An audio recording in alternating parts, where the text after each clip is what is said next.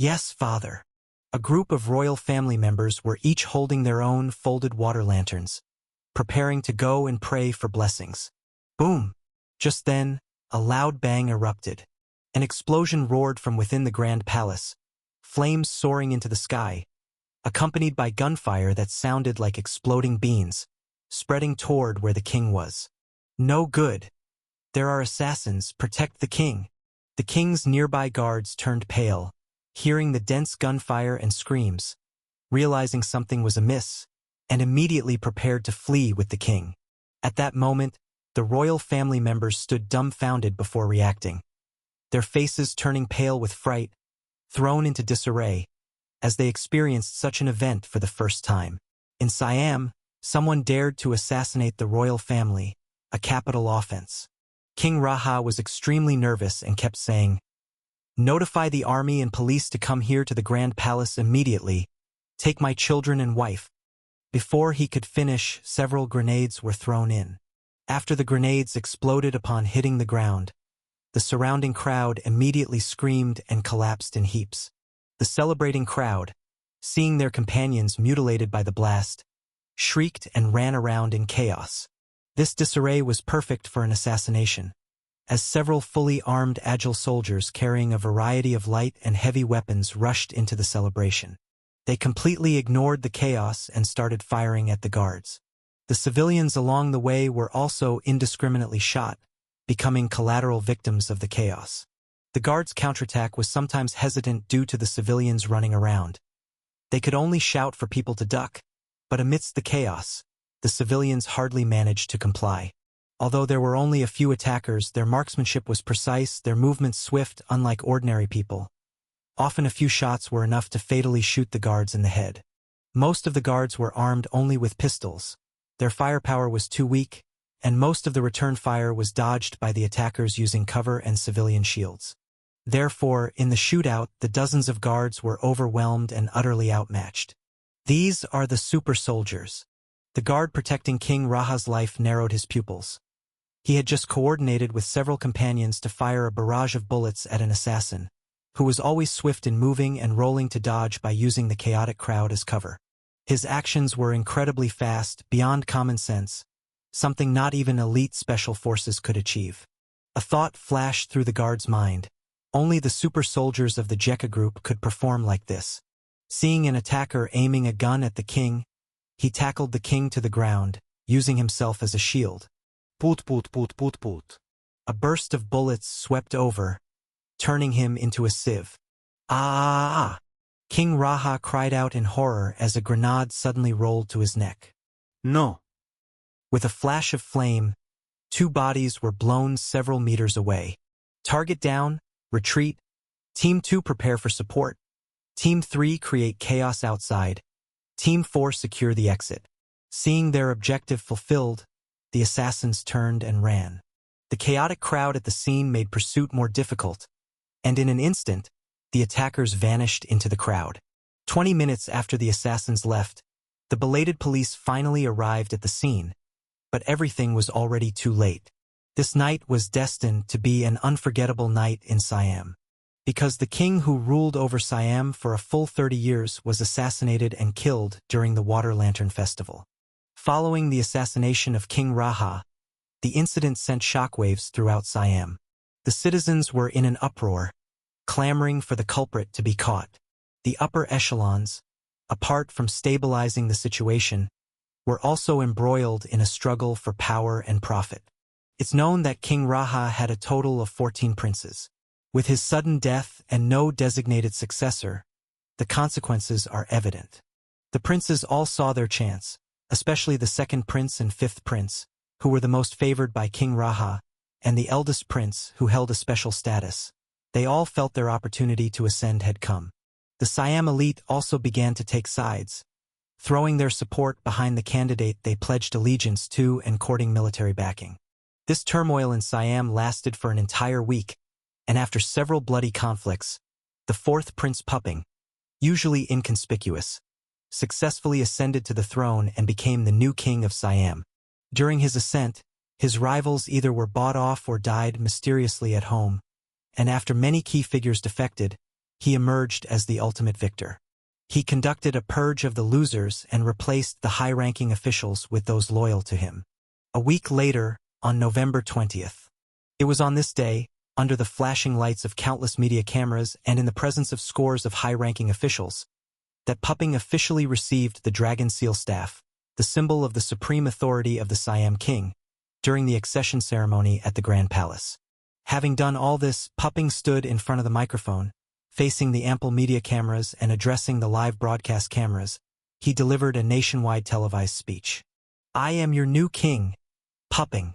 Before this, your king was my father, but on the night of the Water Lantern Festival, he was subjected to a premeditated, despicable, and shameless assassination. At 43 years old, Puping's face was stricken with grief, his fists clenched tightly, and tears streamed down his cheeks. My father was king for 30 years, dedicating his life to the development of Siam, tirelessly working for the betterment of the country. He should have had a well-deserved conclusion to his life. But the insidious and vile enemies assassinated him. They feared our further development, feared that our progress would threaten them, and were envious of the economic achievements Siam had made. The enemies, after a week of investigation, we have pinpointed them. On the night of the assassination, the enemies came prepared. The assassins were well-trained, bearing the hallmarks of military training.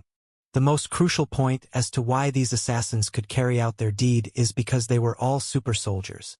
When Puping spoke this last sentence, the media below immediately erupted into chaos. Many domestic and international journalists widened their eyes, sensing a major story, their gazes growing fervent. Who in the world doesn't know that the super soldiers are trained by the Jekka Group? They have established their valor in multiple wars. Though not as fearsome as the Ace Troop Steel Camp, they are still a formidable force to be respected. With their precise marksmanship, extraordinary physical condition, and sharp senses, they are like a sharp knife on the battlefield, often the first to tear open the enemy's defenses, inflicting great psychological stress and casualties on the enemy. Now that Puping has personally declared the identity of the assassins who killed the old King Raha at the Grand Palace during the Water Lantern Festival as super soldiers, the implications are self-evident. I am not making baseless claims. Now please watch the screen behind me. This is the surveillance video retrieved from the night of the assassination for everyone to witness. Puping gestured grandly, and the video began to play on site. It was also broadcast to countless viewers waiting in front of their televisions via live media. The video clearly recorded the events of the assassination night. Though it was nighttime, the Grand Palace was brightly lit. The surveillance footage showed the attackers moving with agility well beyond that of ordinary individuals, their marksmanship deadly accurate, a few men overpowering dozens, and they also brutally killed the innocent civilians on the scene, resulting in numerous deaths and injuries. Anyone could tell from seeing this video that those capable of this feat were definitely not ordinary people. It's likely that only the super soldiers trained by the Jekka Group possessed such formidable combat abilities. Even the most elite of trained commandos could not surpass the natural limits of humans. Yet super soldiers were different.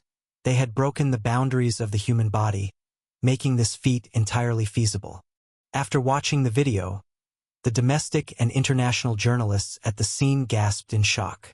The Siamese people watching on their television sets at home felt a surge of anger rise within them, and curses towards the Jekka Group could be heard non-stop. Puping adjusted the microphone, his eyes flashing with fury, and with a raised fist he thunderously declared, "As everyone has seen, the assassins were sent by the Jekka Group. This wicked extremist organization, after conquering Chan country, has once again set its sights on our Siam. They wish to enslave our citizens, plunder our accumulated wealth, and seize our lands. The assassination of my father is their first step, and if we do not respond, this greedy force will gradually invade and colonize our country. I will not allow this, nor will the 70 million nationals of Siam allow this heinous act. We will answer the Jekka Group with blood and bullets. Blood for blood. If the Jekka Group does not give us an explanation, then we will use war to avenge my father and reclaim the dignity that belongs to us Siam. Now, on behalf of Siam and all 70 million of its citizens, I officially issue the order for the entire nation to enter a state of war mobilization. Starting today, the nation's forces will transition from a peacetime to a wartime state, and the human, material, and financial resources used for the war will be under unified command. Political, economic, and cultural activities must all serve the war effort, and all personnel and materials mobilized or conscripted must arrive at the designated time and place to await deployment. Any actions in violation of the mobilization order will be punishable by law or court-martial. At the same time, I demand that the Jekka Group, within 1 month, hand over the assassins who murdered my father. Su Jie of the Jekka Group must come and kneel in public to apologize in front of my father's tombstone, make the necessary negotiation for compensation, and seek forgiveness from the entire Siamese nation. Otherwise, the only thing awaiting you will be war. We will defeat and capture the Jekka Group, bringing them before my father's tombstone to console my father's spirit in heaven. When the domestic and foreign media present heard Puping's aggressive and tough words, they were all stunned. Other than the high-ranking officials who had been informed beforehand, it never occurred to them that Puping would dare to issue a declaration of war directly. Indeed, Puping's words just now were virtually no different from declaring war. However, everyone also understood Puping's feelings. Knowing the cause of his father's death, he, as a son, could not stand by idly. Asian cultures honor filial piety. If people knew he did not dare to deal with his father's murderer, his position as king would likely be unstable. Yet, many journalists couldn't help but think of the Jekka Group's formidable military prowess. Could the Siamese military, which had been peaceful for so long, really compete with the ferocious forces of the Jekka Group? Even though Siam had recently expanded its military and acquired a large amount of arms from the beautiful country, this still raised a question mark. Regardless, today's developments meant that it was impossible for the Jekka Group and Siam to resolve their issues amicably. Such a major news story was sure to send shockwaves around the world. After delivering the national speech, Puping returned to his residence. His dwelling had been moved to the former De Palace, where his father had lived. This lavish residence had now become part of his supreme royal authority. In the study, Puping dismissed his attendants and went in alone. But he was not the only person in the room. There were 2 others present. These 2 were none other than Shang, the Central Intelligence Agency's Chan Country Affairs Intelligence Officer from the Jekka Group, and Smith, the Senior Strategic Analyst. There they were, drinking coffee, looking as if they had been waiting for some time. I've done everything as you requested, and the cooperation has been established. At this moment, looking at the 2 CIA personnel, Puping wore an expressionless face. Don't be so cold. We're intimate strategic allies, and your attitude is really disheartening. Come, have a cup of coffee first. Shang snapped his fingers, complaining somewhat displeased. Facing the murderers who killed my father, no matter what, he was my father. The fact that I can sit here and speak with you is already the result of great restraint. Puping sat in his chair, not touching the coffee in front of him, because the 2 men before him and the CIA they represented were the true murderers of his father, King Raha. As someone who had experienced and participated in the event, others were kept in the dark, believing the Jekka Group to be the culprit, but he was well aware that the real murderers were right before him, having planned and executed the deed. If the Siamese people heard what he said, it would cause a significant uproar and shock the nation. Their new king having cooperation and ally relations with those who had killed the old king. But you should also consider, if we hadn't taken care of the old king for you, how could you have competed with your brothers for control over the country and become this powerful king with your capabilities? Smith stirred his coffee with a spoon, pushed up his gold-rimmed glasses, and related the plain truth, aiming straight for Puping's heart. The CIA had orchestrated the assassination of King Raha, with the goal of placing Puping, the 4th prince, in power. Puping had studied abroad in the beautiful country in his earlier years, and it was then that the beautiful country had made contact with him. The influence of the beautiful country in Siam was only retreating on the surface, while behind the scenes, they continuously supported their own power base. This Puping was their newly chosen Siamese representative, commonly known as a puppet regime. The beautiful country has a history of meddling in other nations' internal affairs and initiating color revolutions. By supporting allied forces, they replace the governments of other countries that don't listen to them, aiming to control puppet regimes and benefit as the vanguard force for their interests. Countries like North Korea, Iran, Persia, and Ukraine have all experienced internal unrest filled with the notorious presence of the CIA from the Beautiful Country. Within the Central Intelligence Agency of the Beautiful Country, there is a complete procedure for planning and inciting rebellion and subversion, with dedicated training programs for cultivating such talents. This assassination was a routine operation for the CIA. Their motivation to support Puping's rise to power as king was driven by interests, while also using the assassination to frame the Jeka Group, stirring up the Siamese people's animosity towards Jeka Group, eventually leading to war between the two countries. At the same time, further promoting Jeka Group's aggressive image, they sought to make Jeka Group an enemy of the world. When the time came, leveraging the united resentment of Southeast Asian countries towards the Jeka Group and their fear, they would promote the domino effect reasoning. The Beautiful Country could then orchestrate a campaign against the Jeka Group among various Southeast Asian countries, allowing the Beautiful Country to profit behind the scenes. Even if the Jeka Group could win once, twice, 3 times, showing off their formidable military might, it would only increase the fear among the Southeast region countries, leading them to join the coalition against Jeka Group, either willingly or by coercion. This would mire the adversary in a war of attrition, continuously draining their national strength. This was the essence of the Snipeclam plan. It was similar to the anti-France alliance, where, to counter Napoleon's rule under the First French Empire, several nations formed the anti-France alliance under the leadership of Great Britain, waging war against Napoleon's First French Empire for over 20 years. The first 5 coalitions against France all ended in failure, and Napoleon's rule of the First French Empire thus became the supreme ruler of the European continent, its power reaching a pinnacle. Given the fragmented national borders of Southeast Asian countries and their lack of cultural unity, they did not have the foundation for unification. The more brutal and terrifying the Jeka Group appeared, the more it would stir up a rebellious spirit among the various nations, ultimately undermining Jeka Group's rule and depleting a lot of Jeka Group's human, material, and financial resources. However wealthy the Jeka Group was, it was still just a corporation combined with poor countries, and it could not withstand such wartime consumptions. Using other countries to fight their battles for them was exactly Beautiful Country's strategy. Just like the once dominant First French Empire in Europe, which was despised by too many countries, ultimately went from peak to decline, leading to the victory of the Sixth Anti-France Alliance which overthrew the First French Empire. Napoleon was then exiled to Elba Island, leading to the restoration of the Bourbon dynasty in France, which had already perished in French history, and the Seventh Anti-France Alliance thoroughly defeated the resurrected Napoleon.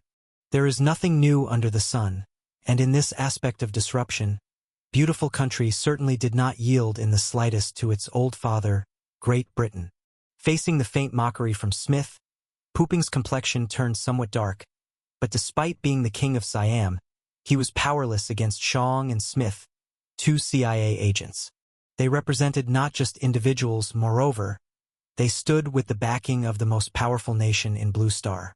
The Beautiful Country didn't even have to act themselves. His father's example was still vivid in his memory. Moreover, they held a large amount of his incriminating evidence, which, if disclosed, would end him completely.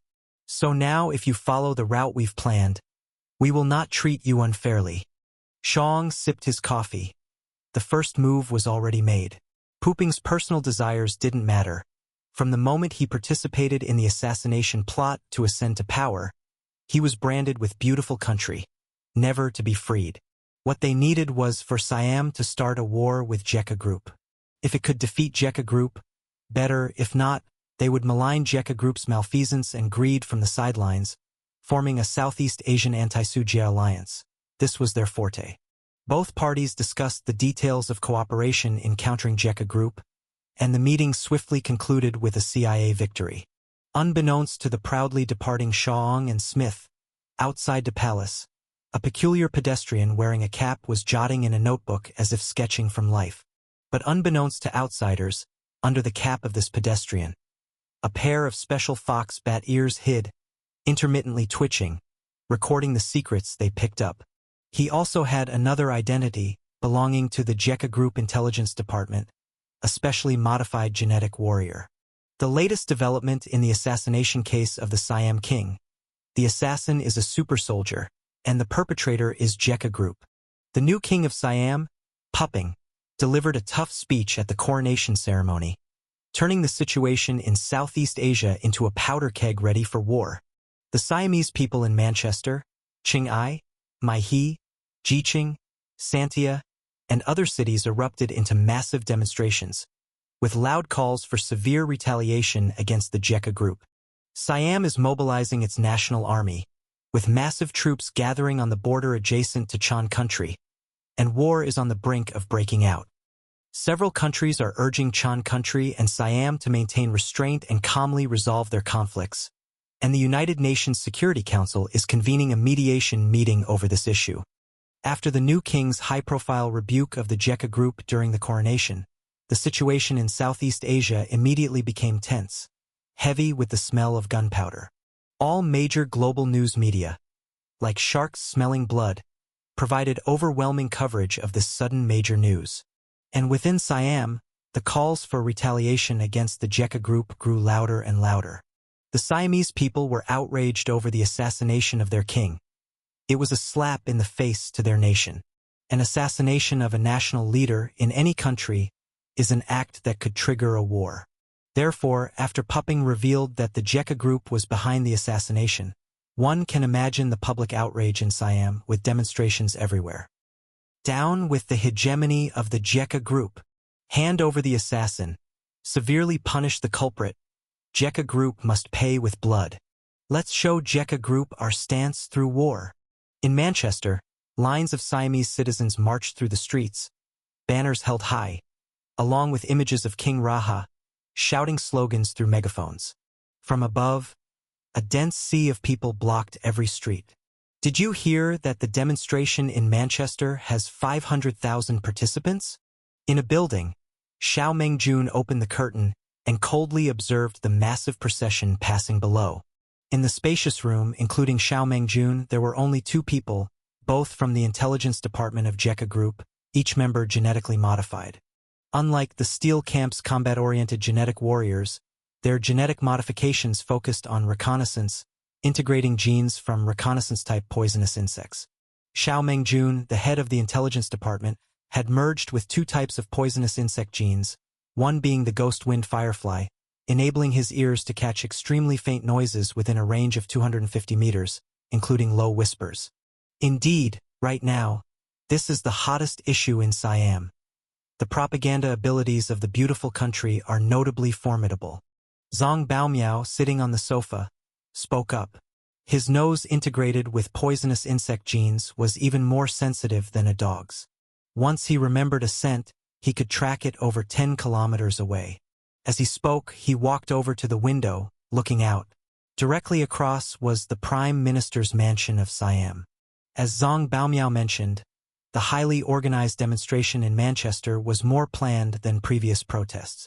The protesters in Manchester had initially spread their message on Twitter, reminding each other to prepare umbrellas, masks, medicine, generators, tents, and portable toilets, clearly coming prepared. At that moment below, these demonstrating citizens reached outside the Prime Minister's mansion, loudly protesting, even breaking through police barriers, sparking intense confrontations on site. Some protesters rushed into the Prime Minister's mansion, beating officials who urged restraint in war, while most of the military police merely went through the motions, not intervening unless someone was killed. These actions clearly showed they were heavily intentional. Xiao Mengjun withdrew his gaze and inquired, "According to the plan, have you targeted some who will listen to us? There are many princes who lost power and were put under house arrest by Pupping after the 9-dragon succession struggle. Pupping still dares not kill, but probably will need help from our brothers at Steel Camp. You know, fighting is not our strength." Zhang Bao shrugged. Although they were superior to regular soldiers, capable of taking on 10 each, they were no match for the Steel Camp's monsters who could take on 100 each. Each had their specialization. Okay, we are just waiting for news from Pu Lai now. I wonder how it's going on his end. Xiao Mengjun nodded, was speaking when a voice cut in, interrupting him. A figure, like a gecko crawling on the glass curtain wall, emerged from a shadowy spot outside a window. It was Pu Lai Xiao Mengjun mentioned, able to crawl like a gecko and hide his figure in shadows, making him hard to detect by eyesight alone. Again through the window, can't you enter like a normal person? Zhang Bao closed the window, speaking irritably. Can't help it, occupational habit. Pu Lai took off his black tight-fitting jacket, grabbed a bottle of water, and gulped down several mouthfuls. Xiao Mengjun walked over and asked, "What's the result of the operation?" "Right here, I've got a lot of footage of Pupping and the CIA plotting together." Pu Lai, slightly proud, pulled out a USB drive. He and several other members of the intelligence department had successfully captured numerous crucial video materials. Xiao Mengjun plugged the USB into the computer, seeing the captured video of Pupping and Shang plotting, along with photos of related cooperation documents. Some of these clauses were extremely humiliating for the country. After Pupping became king as a trade-off, he became a puppet regime forced to sign an agreement with the beautiful country. TSK. This is the beautiful country, always bragging about freedom and democracy, but secretly harboring nefarious intentions. Xiao Mengjun scoffed. In the eyes of the beautiful country, they always prioritize their own interests. Interfering in the internal affairs of other countries is merely for the sake of benefits, and what they call human rights, what they call freedom, are all just grandiose excuses.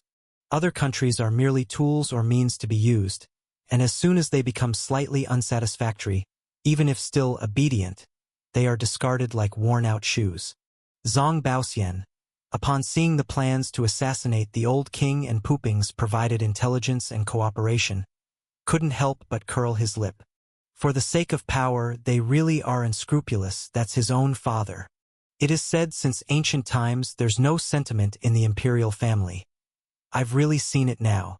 Pu Lai stretched and said to Xiao Mengjun, "Boss, now that we have this detailed and indisputable evidence, Pupping is doomed. We can expose it at any time, deal him a checkmate, and in doing so possibly prevent the outbreak of war." Xiao Mengjun shook his head, put away the USB drive, and patted Pu Lai on the shoulder. "No, whether we go to war or make peace is not for us to decide. It depends on what Commander Su thinks. But with this information in our hands, the initiative is ours. You did well this time, Pu Lai. I'll commend you to Commander Su later." "Heh, that's great." Chan Country, Monday City. At Fumin Breeding Farm, Su Jie sat cross-legged alone on the ground. A small 9-grade sacred lotus swayed in front of him, its pot filled with 5 elements spiritual soil, into which Su Jie was adding fertilizer. The fertilizer was none other than top-grade spirit stones, treasures worth thousands of ordinary low-grade spirit stones, which Su Jie did not hesitate to bury in the 5 elements spiritual soil.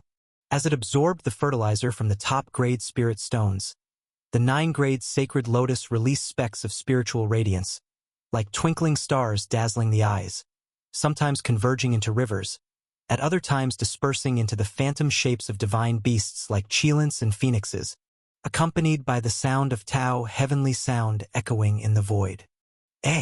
This is... Suddenly, Su Jie's eyes narrowed as he unexpectedly noticed a small tender bud emerging from the top of the 9-grade sacred lotus. It was like a lotus just revealing its sharp tip, which instantly energized Su Jie. The 4th leaf, it's finally grown, the 4th leaf. Su Jie's eyes sparkled, filled with emotion. It had taken him so long to cultivate the 9-grade sacred lotus, and finally, it had sprouted a new leaf. From the looks of it, in another month, this leaf will be able to grow out fully. Cultivating this innate spiritual object is truly no easy feat. Su Jie put down the white-bone sky-slaying sword used for loosening the soil and looked at the 9-grade sacred lotus, about to transition into a 4-leaf stage, a satisfied smile on his face. Although it cost a lot of resources, a mature 9-grade sacred lotus was a sect treasure that even a great sect would covet.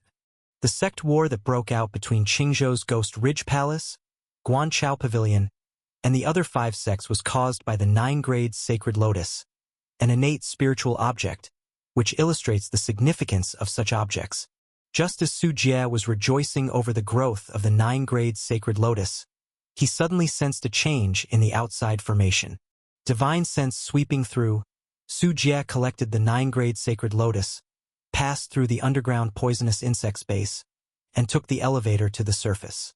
Upon opening the door, he saw Lu Yingying waiting outside with Xiao Mengjun and others. Commander Su. Seeing Su Jie, Xiao Mengjun's eyes shone with admiration, his voice tinged with excitement. To become a genetic warrior, one needed not only innate talent but also fervent belief in Su Jie. Su Jie smiled, addressing his intelligence chief whom he had personally cultivated. No need for such formality. You've had a tough journey rushing back from Siam.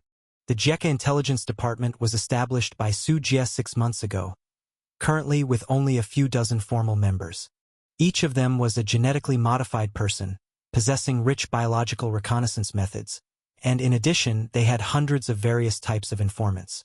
While their numbers were few, their achievements were substantial. For instance, the recent political upheaval in Siam came under the surveillance of the Jekka Group's intelligence department. I didn't trust others with this USB drive, and network transmission wasn't secure enough, so I personally escorted it back. It's what I ought to do. Xiao Mengjun half sat on a chair. Being in Su Jie's presence, close to his idol, made him somewhat nervous. What's this data about that has our department head making such a big fuss? Lu Yingying inquired curiously while making tea. The CIA is behind the mess in Siam's political situation. Pupping is just their puppet figurehead pushed to the front. Su Jie plugged the USB into the computer, stroking his chin as he watched the videos and photos inside it. When he saw the CIA's deeds, the subversion of Siam's political scene, the assassination of the old king to install an obedient puppet, and a series of agreements against the Jekka Group, Su Jie didn't react much, but Lu Yingying became furious. CIA is truly disgusting, doing everything they can to cause trouble for us. Lu Yingying cursed outright, startling Xiao Mengjun enough to shrink back. Not expecting Lu Yingying, the Jekka Group's number 2, to have such a volatile temper. Seeing Xiao Mengjun's reaction, Lu Yingying reined in her anger, saying, I apologize, I got a bit carried away. It's just infuriating to see the CIA slinging mud at us again. Lu Yingying wouldn't normally get so angry, but there had been too many troubles lately. Due to Siam's accusations that the Jekka Group plotted the assassination of their king, the Jekka Group found itself mired in a public relations scandal. Many media outlets are controlled by the beautiful country, which abets and amplifies negative online commentary about the Jekka Group. At the just concluded United Nations Security Council meeting about mediating the conflict between Chan country and Siam, many countries sided with Siam, believing that the Jekka Group was a bit too bullying. They called the Jekka Group the Dragon Slayer that eventually became the Dragon. It was not long ago that they dispersed the beautiful country's interference in Chan country. Now they turned around and bullied their neighbor, emulating the beautiful country's hegemonism. But the actual situation was not so at all. Understand. The CIA is so inhumane. They have always been like this. Xiao Mengjun nodded repeatedly and, while looking at Su Jie, cautiously asked, Commander Su, now that we have evidence of pupping conspiring with the CIA, what should we do next? What do you think? Su Jie, with his legs crossed, asked with a smile. Ah, me? Xiao Mengjun was very surprised. Yes, you've indeed witnessed the political changes in Siam firsthand. What's your opinion on this matter? Su Jie gave him an encouraging look, urging Xiao Mengjun to speak his mind. Xiao Mengjun swallowed nervously and, after careful consideration, replied, I think we should fight this battle. Oh, Su Jie raised an eyebrow. This is what I think. The beautiful country manipulates Siam to provoke us into war, aiming to deplete our national strength, to create discord among Southeast Asian countries, to label us as aggressors, to then use that to rally a coalition force against us, trapping us in the quagmire of war. But the beautiful country overlooks a problem, which is that they might have overestimated the military strength of Siam and the Southeast Asian countries. From my inspections in Southeast Asian countries, their armies are mostly unfit for battle. If we secure a resounding victory, we can greatly deter the neighboring countries, discouraging them from rash actions. At that point, if we release the evidence, we can even rehabilitate our image. Such a move would not only teach Siam a lesson and expand our living space, but also serve as a warning to others, establishing our position in the Southeast Asia region. After listening to Xiao Mengjun's thoughts, Su Jie couldn't help but raise his thumb, laughing, "Haha, Yingying, listen, I told you the Jekka group is full of talents." Lu Yingying poured tea for the two men and said to Xiao Mengjun, "Minister Xiao, I was thinking we should just reveal the evidence, expose the CIA's conspiracy, and clear our name, but your thoughts are more comprehensive." No, it's just a little insight." Xiao Mengjun was a bit embarrassed by the praise. "Take a look at this." Su Jie pulled out a military operation plan, specifically targeting Siam, annotated with the predetermined time of attack, location, and the troops to be deployed. Operation Overlord. "So, Commander Su, you had already planned to fight a battle." Xiao Mengjun looked at the military operation document, astonished by the bold objectives and planned actions.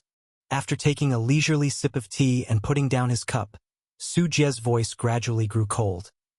As the saying goes, better to strike one decisive blow than 100 others. The beautiful country wants to use the countries of Southeast Asia as ropes to strangle the Jekka group slowly to death. But I will tell them, even the joint forces of rotten fish and shrimp can't change their nature as mixed fish. And we, the Jekka group, are the mighty Jiaolong they can never bind. If anyone dares to provoke us, it serves as the perfect pretext for us to get fully involved in the region and beat them until they're dead fish. Especially Siam, releasing the evidence directly would be too easy on them. Offending us and hoping to get away scot-free, I want the other countries to see the consequences of angering the Jekka group so that no random Tom or Harry dares to mess around. Xiao Mengjun and Lu Yingying's mouths gaped open, feeling that in front of Su Jie, these Southeast Asian countries were but mere chickens and dogs. The so-called assassination is nothing but baseless talk from certain individuals. If Siam continues its provocations, it will bear all the consequences, Su Jie declared. On November 25th, Jekka Group formally responded to the assassination allegations by the Siam officials. At the press conference, facing journalists from around the world, Lu Yingying of the Jekka Group delivered a speech, taking a firm stance. On the same day, the king of Siam, Puping, once again made a televised speech, centering around a single point.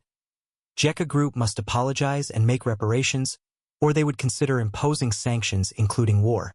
The response from Siam surprised many countries and their citizens globally. Jekka Group, which even dared to challenge beautiful country, left many wondering who had emboldened Siam to provoke Jekka Group in such a manner. Jekka Group must be held accountable for the assassination attempt. You thought to destabilize Siam from within, you've miscalculated, they asserted. The following day, major newspapers within Siam, the Public Opinion, Manager Newspaper, Star Siamese Daily, Manchester Post, and National Newspaper, started relentlessly maligning Jekka Group in their reports. On the other hand, prominent newspapers in Chan Country, such as Zen Country New Light Newspaper, Chan News, Chan Times, 7-Day Weekly, Voice Weekly, and Jekka New Force Weekly, also responded fiercely. Online, citizens from both sides were embroiled in a massive argument, accusing each other of either plotting assassination or fabricating lies. The two parties clashed not only within their own borders but also on the global stage in terms of public opinion. From global social media platforms to meetings at the United Nations Security Council, they argued relentlessly. With the rapid development of the Internet, the speed of information dissemination was unprecedented. Everything was known worldwide through a phone or a computer. As both sides used the media to actively shape the narrative for war, garner sympathy, and rally public support, many countries began sensing the smell of gunpowder from the war, a sign that actual conflict might be imminent. Under such media influence, an armed conflict broke out at the border a few days later, further deteriorating relations between the two sides. On November 28th, Jekka Group announced the severance of diplomatic ties with Siam and the evacuation of all its diplomatic staff within Siam. On the same day, Siam also declared the severance of diplomatic ties and the withdrawal of their diplomats. The establishment of diplomatic ties is a significant event. Severing them is grave, indicating irreconcilable differences and the breakdown of normal communications. As if to assert their stance on justice, on December 1st, Siam announced a military exercise at the border adjacent to Chan country, codenamed Black Cobra. A total of 120,000 troops participated in this exercise, deploying 3 infantry divisions, 2 armored divisions, 2 special forces divisions, and 2 artillery divisions, including a massive naval deployment in Siam Bay to intimidate Meng State and Delin Province within Chan country. These provinces are very close to Siam Bay, the shortest distance being just over 100 kilometers. Siam consists of 77 provinces, including districts and villages, with 10 provinces bordering Chan country. The exercises were set up in the southern Baby Prefecture, known for its flat terrain, bordering Karen State and Meng State of Chan country. On December 3rd, JECA Group announced a major military exercise in Karen State, codenamed Hawk. Several units notorious for their distinguished service in Chan country's civil war, such as the 1st Heavy Composite Brigade from the Jiwei City Campaign, the 6th Mountain Division from the Twin Peaks Campaign, and the famous Steel Camp, appeared on the list of participants, amounting to over 80,000 personnel staging a confrontation against Siam. It was clear that this exercise was aimed at Siam. Your exercise codename is Cobra, mine is Hawk, and hawks eat snakes, which infuriated many within Siam. However, a small portion of the Siamese public, seeing the tense situation between the two countries, began to feel fear. Siam had been at peace for many years and had not experienced war for decades. As the conflict between the two nations intensified and seemed to be heading toward a full-scale war, many people started to feel apprehensive, and voices of opposition gradually emerged. In Chan country, having just unified after a civil war led by the JECA Group, many citizens were no strangers to war, having experienced it firsthand. With Su Jie and JECA Group commanding high respect within Chan country, their call to arms was widely supported, with most people favoring the war. However, the opposing Siamese public was in the minority. Many were swayed by various propaganda campaigns, clamoring for JECA Group to pay a price. On December 12th, during the military exercise, JECA Group officially initiated an evacuation operation, extracting its citizens who were traveling, working, or doing business within Siam. Siam carried out a similar evacuation and cut off all trade ties between the two countries, mobilized its reserve forces, and canceled all military leave. This was almost a clear signal that a war was about to erupt. Both leaderships felt the pressing threat of conflict. The new king of Siam, Puping, began to frequently coordinate with neighboring countries, seeking external support. With the support of Beautiful Country, countries from the southeast region also reacted, condemning JECA Group and mobilizing their armies, such as Anan, Lansong, and Junla. These 3 countries amassed troops at the border, ready to enter and support at any moment. Members of the 8-nation group, such as Temasek, Luzon, Jawa, Johor, and Japan, also increased the number of troops stationed within Siam. Feeling the pressure from the JECA Group, the Siamese government proactively began an economic restructuring, continuously planning manpower, increasing military production quotas, reorganizing industrial and product structures, implementing industrial conversion, expanding military production, and enlarging national material reserves. In the border city adjacent to Chan country, many Siamese people were greatly uncomfortable. Their peaceful and free lives had suddenly shifted to a restricted state of war where they had to comply with curfews, travel restrictions, communication restrictions, and even restrictions on electricity and lighting imposed by the Siamese government, causing immense psychological stress and panic. This panic spread, causing severe economic turbulence, a massive flight of capital, a stock market crash, a spike in gold prices, and people hoarding supplies crazily. Especially those major businessmen, each hurried to flee Siam. The signs of war always appear first in less apparent places. Long before rivers of blood and fields of bones, before the booming sound of cannons and waving flags, before the impassioned speeches of prominent figures and the frantic fleeing of the common people, the signs of war had already appeared. And these wealthy merchants were the shrewdest and most fearful of death. Feeling the imminent war, naturally, they would not stay here. Having enough capital, they could live luxuriously in any country and would never stay to suffer with their homeland. As the economic turmoil grew, some financially affected citizens began to reminisce about the good times during peace and actively called for peace and negotiations. But even more people, swept up in this public sentiment, furiously demanded war to vent the anger in their hearts. At this point, Puping realized that the war had reached a stage where it had become inevitable. The enormous public opinion and contradictions within Siam were like a powder keg, and under the vigorous propaganda of Puping and the beautiful country, he raised the banner of justice, tying national pride and personal revenge together. If he did not start a war to divert these conflicts, a king who dared not avenge his father would first be overthrown by the people of his own country.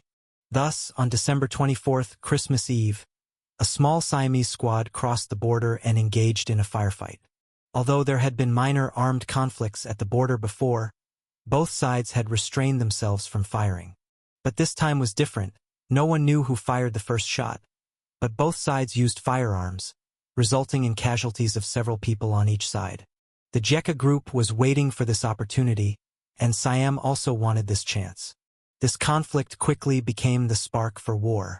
Since the embassies had already been withdrawn, both parties had issued war declarations and declared war on each other. The war broke out on December 25th. That day was precisely Western Christmas. The armies, which had been engaged in exercises at the border, quickly switched their ammunition from training rounds to real bullets that could kill, turning the drills into a real battle. The thunder of cannons boomed, and the skies were lit up with flames at the border. The first to fire were the artillery deployed by both sides, firing at predetermined positions, while warplanes took off from rear airfields, soaring and dropping bombs. Both sides focused on long-range firepower, and the trenches and air raid shelters that had been dug during the exercises were not just for show. Everyone was playing whack-a-mole. Although the quality of Siamese troops was poor, with the advanced equipment sold by the beautiful country, they managed to withstand the carnage without collapsing, fiercely contesting the forces from the Jekka group. However, the real trump cards of the Jekka group were not just these artillery and warplanes. In Mande City's first-class underground base, a large military base located underground, the new types of weapons of the Jekka group were tested and modified. This base, connected by underground tunnels to several underground armament factories, could accommodate trains and vehicles, ensuring concealment and security to prevent damage during the war. At this moment, Su Jie, watching a row of large objects being loaded onto vehicles, waved indifferently, "Let's go." The objects covered by tarpaulins would be the real protagonists of this war. "Yes, Commander Su, I will definitely bring you victory," replied a subordinate. An officer saluted and then turned to leave. He was off to engage in real combat, becoming the sharp spear of the Jekka group thrusting into the heart of Siam, penetrating deep into the essence of enemy territory. Night. In the Siam Sanka military camp, a group of people gathered together making tea and grilling food. The camp was located some distance from the border's rear. Although there had been skirmishes at the front lines that day, many soldiers felt that their side was still safe and that it wouldn't be their turn to enter the fray anytime soon. "Ah, it's gotten so cold tonight. Hey, Suaven, you bastard, what are you spacing out for? Haven't you seen us freezing here? Hurry up and fetch some clothes." An old soldier with a cigarette in his mouth glared over, causing Suaven, who was making tea for them, to shudder and hastily stand up. But he moved too abruptly and tripped over the teapot, spilling the boiling tea inside, some of which splashed onto his pant leg, scalding him and making him jump up and down. "Idiot! Look what you've done." A loud slap resounded as Suaven was smacked several times, his cheeks immediately swelling up, followed by him being kicked to the ground. Several old soldiers surrounded Suaven, punching and kicking the new recruit. Suaven curled up into a ball, staying silent without saying a word. As a newly enlisted soldier, he had been subjected to this kind of bullying for more than a day or two. When he had first enlisted, He had resisted stubbornly, but all it had brought him was even more severe bullying. In Siam, the military was rife with bullying, with old soldiers dominating new recruits, not just psychologically, but also through physical torture. And this phenomenon, long-standing in Siam, was tacitly endorsed by the military's management layers rather than stopped. Because the higher-ups in the military were busy engaging in corruption, it was fortunate if even 1/3 of the military appropriations made it to the soldiers. Meals were meager on a daily basis, mostly consisting of cheap vegetables, with meat being rare. In such circumstances, it was evident what state the Siamese military was in, this culture of bullying having become ingrained. Suwaven had enlisted during a massive expansion of the Siamese military, which grew by 300,000 troops. Unfortunately for him, he was selected during the draft and had no choice but to enlist and enter the miserable military life.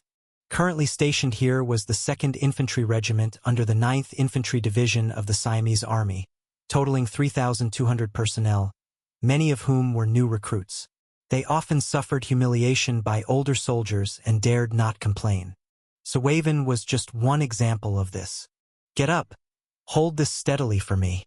An old soldier grabbed Suwaven by the hair and pulled him up, then grabbed the still scalding teapot and threw it into his hands. Suwaven's facial muscles twitched, and he instinctively wanted to drop the teapot. "If you dare drop it, you know what's coming to you." The old soldier slapped him, causing Suwaven to stagger while letting out a cold laugh. "Yes." Suwaven clenched his teeth but had to endure the pain in his hands, continuously holding the bottom of the teapot, the contact between his palm and the scalding teapot causing severe pain that made him sweat and shiver. "Ha ha!" The nearby old soldiers noticed and burst into jeering laughter, these sounds full of mockery, clearly enjoying the superiority they felt from such humiliation. While they were humiliating him, some disturbing noises came from afar, but those laughing and jeering didn't pay attention and missed this. After about a dozen seconds, Suwaven couldn't take it anymore. He dropped the teapot, and then the old soldiers circled around and kicked him until he was dizzy. But suddenly the beating stopped. In its place were explosions that started without warning, and the panicked voices of the old soldiers. Suwaven, dazed, lifted his head and saw a slaughter unfolding before him. Dozens of steel camp soldiers, clad in biological armor and wielding 3-meter-tall heavy-fire mechas, coupled with the strong bodies of genetic warriors, forcefully broke into the infantry regiment and began a massacre. Chan country soldiers are attacking. Counterattack. Counterattack quickly. Steel camp. It's Jekka Group's steel camp. My hand, my arm is gone. Has anyone seen my arm? We can't fire back. Absolutely can't fire back. We'll die if we don't run now. We'll really die, and I don't want to die yet. The entire military camp had descended into chaos, with crying, screaming, and the noise of gunfire filling the air. Suwaven's eyes bulged as he saw fires and explosions everywhere in the camp, with bullets whizzing past. Boom! Suddenly, a shell landed, right at the center of the group of older soldiers who had bullied him. Along with a violent explosion, those soldiers vanished in an instant, replaced by a crater billowing with smoke and strewn with human remains. A piece of intestine landed on Suwaven's neck, its stench so pungent that his body shook uncontrollably, and his skin broke out in goosebumps. Suwaven stood there stunned for a good 10 seconds before a jolt went through his body.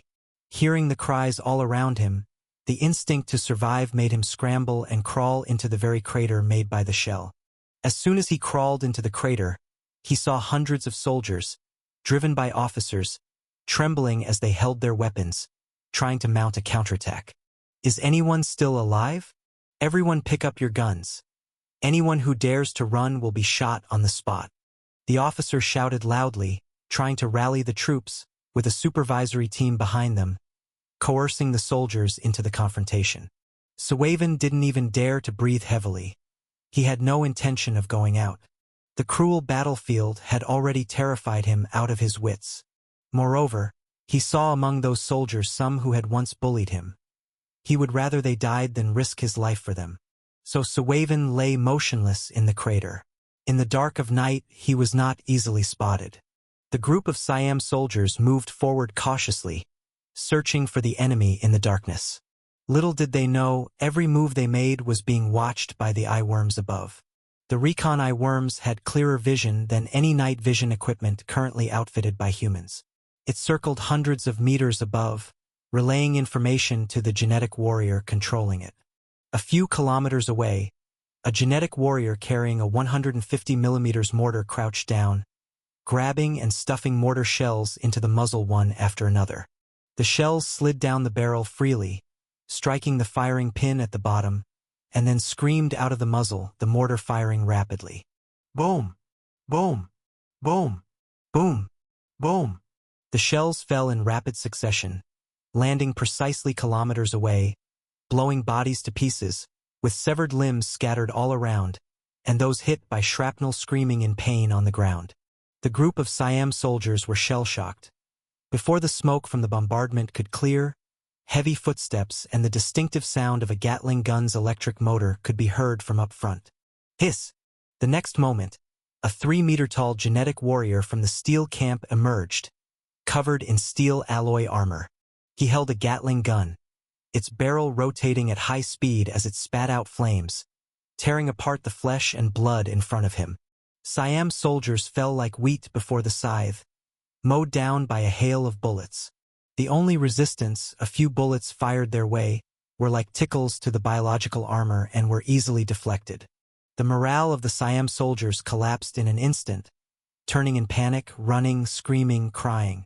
Both the officers and the supervisory team, seeing the emergence of the steel camp genetic warrior, also turned and fled. Even though they carried rocket launchers and single-soldier anti-tank missiles, weapons that could threaten the steel camp genetic warrior. But even the best weapons are only as good as those who use them. The quality of the Siamese army was such that they couldn't withstand the brutality of the battlefield. When the steel camp genetic warrior charged them, the only thought left in their heads was that running was the only way to live, utterly devoid of any idea to fight to the death. But their attempts to escape were far slower than the bullets. The Gatling's ultra-high rate of fire, mixed with tracers in the night, made a fiery chain like a red whip that whipped down fleeing Siam soldiers one by one. No one could escape the punishment of the Gatling. Dropping their weapons and fleeing only ended their lives faster. Suwaven quietly witnessed this scene, feeling as if his blood was freezing in his veins. He had always heard how terrifying the steel camp was, said to be able to fight against hundreds, but he had never had a first-hand impression. But today, he finally understood just how fearsome the steel camp genetic warriors were.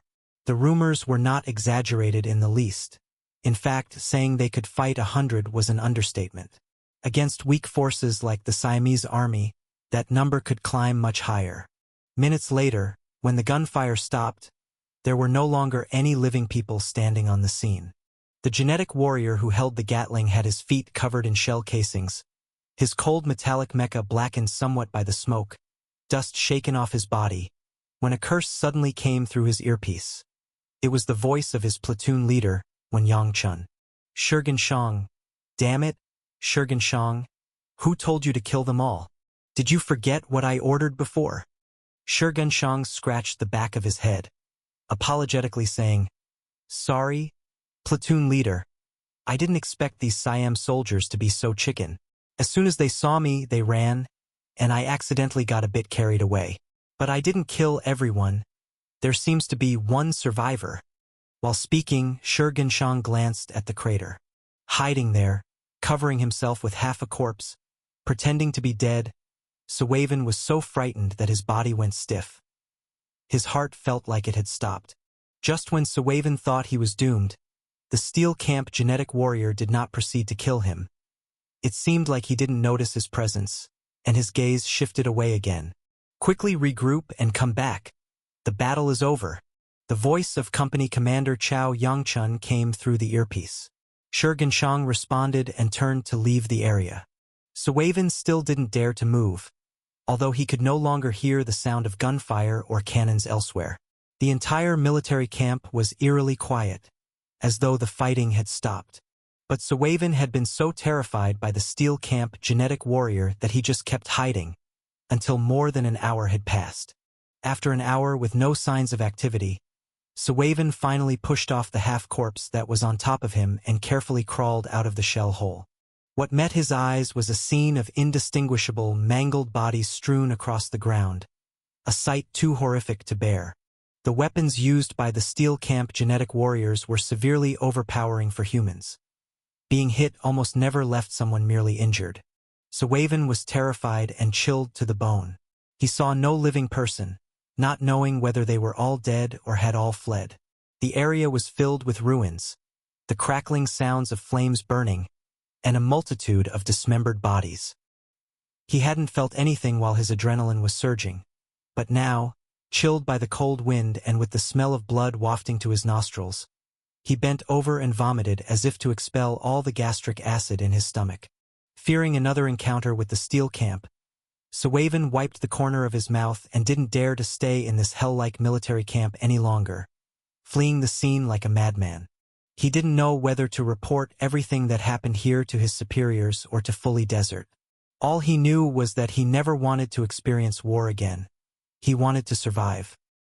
In the darkness of night, the two companies from the Steel Camp that had just completed the attack on Sanka military camp dispersed, breaking into smaller units to avoid being conspicuously targeted for retaliatory bombings and missile strikes by the enemy.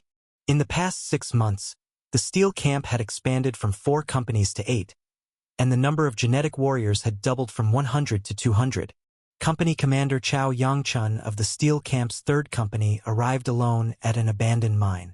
There in the mine, Miao Luan, the commander of the Steel Camp, had been waiting for some time, and he was now talking to a middle-aged man. The middle-aged man had a sharp gaze and wore a special kind of military uniform that looked more like an external insect exoskeleton than clothing. In his presence, they sensed a kindred spirit. He seemed to be a genetic warrior too. "Boss, the mission is complete," Chao Yangchun reported to Miao Luan. Not long before, it was their 3rd and 8th Company, a total of over 50 Steel Camp soldiers, that had destroyed the entire Sanka military camp, creating a massacre. "Did you leave any survivors?" Miao Luan stood up and turned his gaze to the two men. "Some Siam soldiers escaped. They're sure to relay the message," Chao Yangchun replied. "If they had not intentionally left any survivors, they could have made short work of Sanka." Miao Luan nodded, his gaze shifting to the middle-aged officer standing nearby. "Other attacking companies have also achieved their objectives. Tonight, a total of 3 military camps were attacked, which should certainly get their attention. Now let's see if they fall for the trap. If we can successfully lure that heavy armored division, it's up to you then, Major General Hao Guang." The man Miao Luan referred to as Hao Guang raised his head with supreme confidence. "Rest assured, we've been looking for this heavy armored division. If they come to encircle us, just leave it to us." Hearing this, Chao Yangchun next to him seemed hesitant to speak. "Boss, was our target always this big? Isn't this a bit too risky?" Before expanding their forces, the Siamese army had a total of about 300,000 active personnel and 50,000 reservists. The army alone accounted for more than 200,000 and comprised 9 infantry divisions, including 16 tank battalions, 1 heavy armored division, 3 cavalry divisions, 4 sapper divisions, 1 paratrooper division, 1 field artillery division, 1 anti-aircraft artillery division, 8 independent infantry battalions, and 3 air mobile companies. The strongest force in the army, without a doubt, was this heavy armored division. The entire armored force was equipped with hundreds of tanks, armored vehicles, self-propelled howitzers, etc.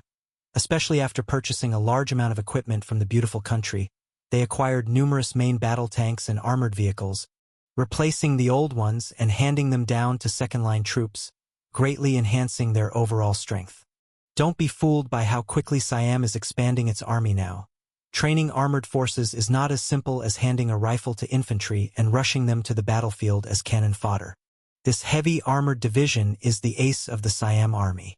Now, within the territory of Baby Prefecture where Steel Camp was located, this region in southern Siam consists of plains.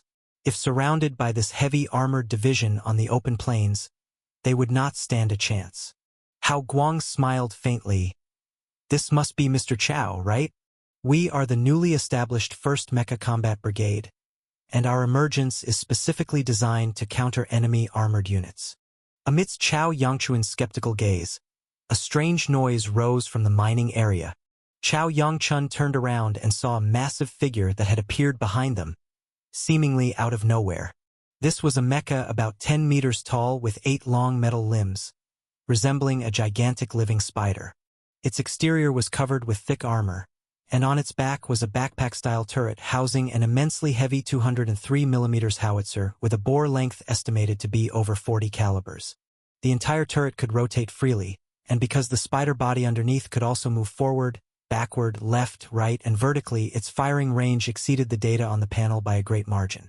Below the spider body, there were 8 long spider metal legs, and atop each leg was mounted a 12.7mm heavy machine gun. On the back of the spider, at the 4 cardinal directions, there was a quick-firing 20mm cannon each. Additionally, in the spider's mouth area, 2 30mm large-caliber guns were installed, making it look like a metallic fortress bristling with fire points. Upon seeing this metal monstrosity suddenly appear, Chao Yangchun was stupefied and instinctively stepped back, gulping down saliva. What is this? Chao Yangchun couldn't believe his eyes. This thing was completely unlike any armored vehicle he had ever seen. Spider Main Battle Mecha, the latest military achievement of JECA Group, with a full combat weight of 98 tons, a height of 12.5 meters, a maximum road speed of 120 kilometers per hour, an off-road speed of 85 kilometers per hour, and a maximum range of 750 kilometers. It is armed with one 203mm main gun, 2 30mm autocannons, 4 20mm cannons, 8 heavy machine guns, and carries over 30,000 rounds of ammunition. The mecha is fitted with a new type biological radar, external heavy armor, and a unique biological protection system. Its main body can effectively withstand direct hits from 120mm smoothbore tank guns. It requires one pilot, a genetic warrior, and is capable of all-weather combat operations, said Hao Guang, detailing the data of the spider main battle mecha in front of him. Chao Yangchuan's mouth fell wider open in shock. Surprising, isn't it?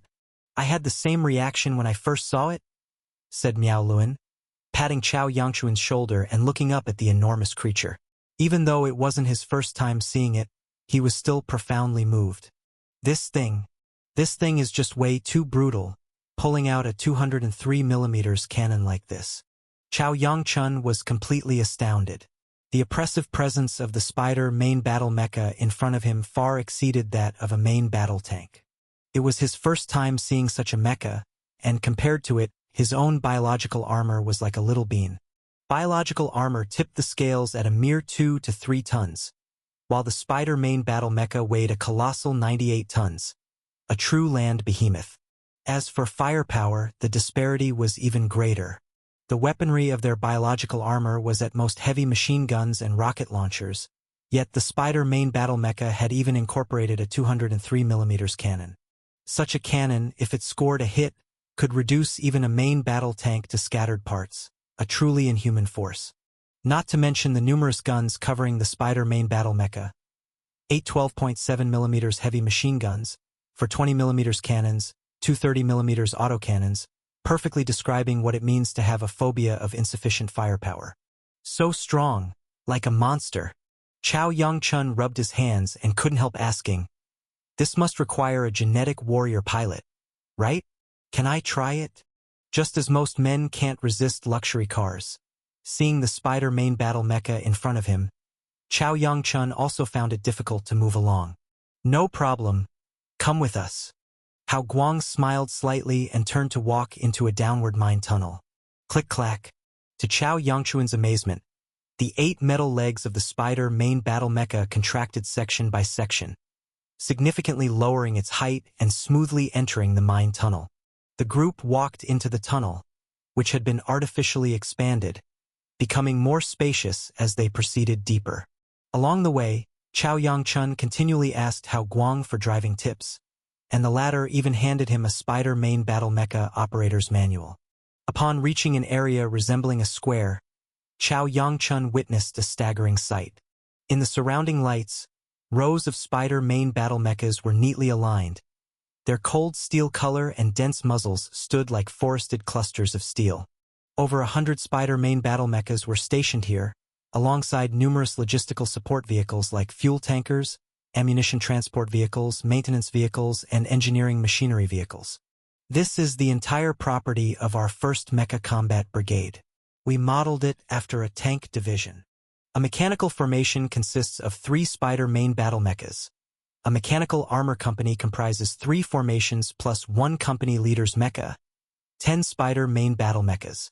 A mechanical battalion has 3 companies, 3 by 10 plus 2 battalion headquarters mechas, comprising 32 Spider main battle mechas. Finally, the mechanical brigade consists of 4 mechanical battalions, 32 by 4 plus 4 brigade headquarters mechas, totaling 132 Spider main battle mechas. In addition, the brigade also has 48 infantry fighting vehicles, 18 self-propelled howitzers of 155 mm, 24 self-propelled mortars, with 600 infantry soldiers. Apart from providing long-range fire support, these forces mainly protect various logistical support vehicles. Because the Spider main battle mecha, like tanks, has a huge fuel consumption, we have prepared a large number of fuel tankers, ammunition vehicles, and maintenance vehicles to ensure the combat effectiveness of these mechas. Listening to Hao Guang's introduction, Chao Yangchun looked at these giants before him, feeling utterly awestruck. Although he had not yet seen their combat capability, just from the data, he knew the terrifying potential of this mechanical combat brigade. At that moment, the door of a Spider main battle mecha opened, sliding out a retractable ladder. The pilot emerged from it. The pilot was wearing a gray-brown suit that resembled insect shell and extensively covered the body. This is a biological mecha suit specially developed for piloting the Spider main battle mecha. It not only protects the pilot but also integrates seamlessly with the mecha, allowing for more flexible control. Hao Guang handed a similar mecha suit to Chao Yangchun. After accepting it, Chao Yangchun reached out to the pilot who had just come down. "Hello, I'm from Steel Camp, Chao Yangchun." The other party shook his hand warmly, saying, "Then you're my senior. Nice to meet you. My name is Hao Guyu. Can you tell me? What specific aspects does your genetic modification focus on?"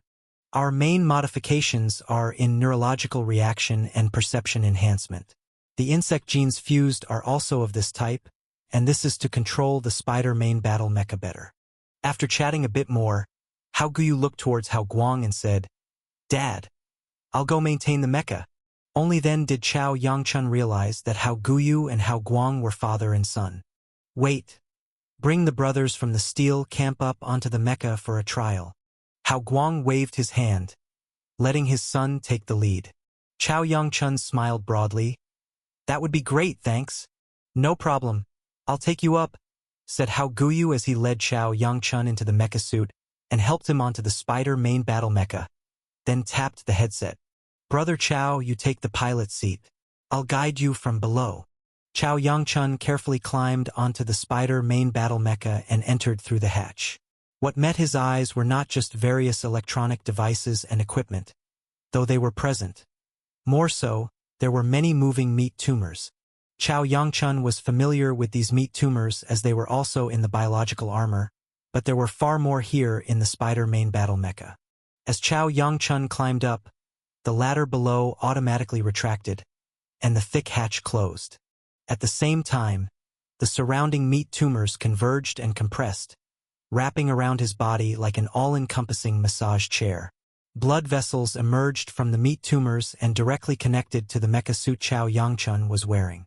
The insect shell of the suit opened pores automatically, like electrified power strip holes, as tendrils with purple fluorescent light appeared, seeming to establish a special connection. At the same time, rows of data appeared on the display panel before him. Spider main battle mecha A18 starting up, performing self-check. Self-check normal, current fuel level, 75%. Current ammunition storage, 65 rounds of 203 mm high explosive bombs, 15 rounds of concrete penetrating armor-piercing bombs, 8 thermobaric bombs, 1,500 rounds of 30mm armor-piercing incendiary bullets, 1,000 rounds of high-explosive bombs, 20mm. As the data listed itself, everything, upon completion, was followed by a rustling sound. Neural connection starting. Chao Yangchuan's body shook suddenly, his perspective soaring as if he had gained a completely new body. Boom! A heavy humming sound arose, the mecha's twin engines revved, coordinating with the movement of the meat tumors, driving the internal transmission of the Spider main battle mecha. Transmission first reached the metal skeleton, and then it was pulled by the meat tumors resembling muscles, just like real biological movements, driving such a massive object. Thanks to the outstanding sound insulation of the mecha, this noise was much quieter than that of a tank. Damn! Have I become a Spider main battle mecha? Chao Yangchun internally cursed as he felt his entire body, hands, and feet seemingly replaced by those of a spider armor puppet. It was like a VR game, but the sense of immersion and control was far beyond what current VR games could achieve. The sense of stillness was so intense that Chao Yangchun tried to move. The Spider main battle mecha took a step with its two foremost limbs, but the 6 long legs at the back remained motionless. Brother Chao, you need to abandon human conventional thinking, imagine yourself as a giant spider or an octopus, and control the mecha as a whole.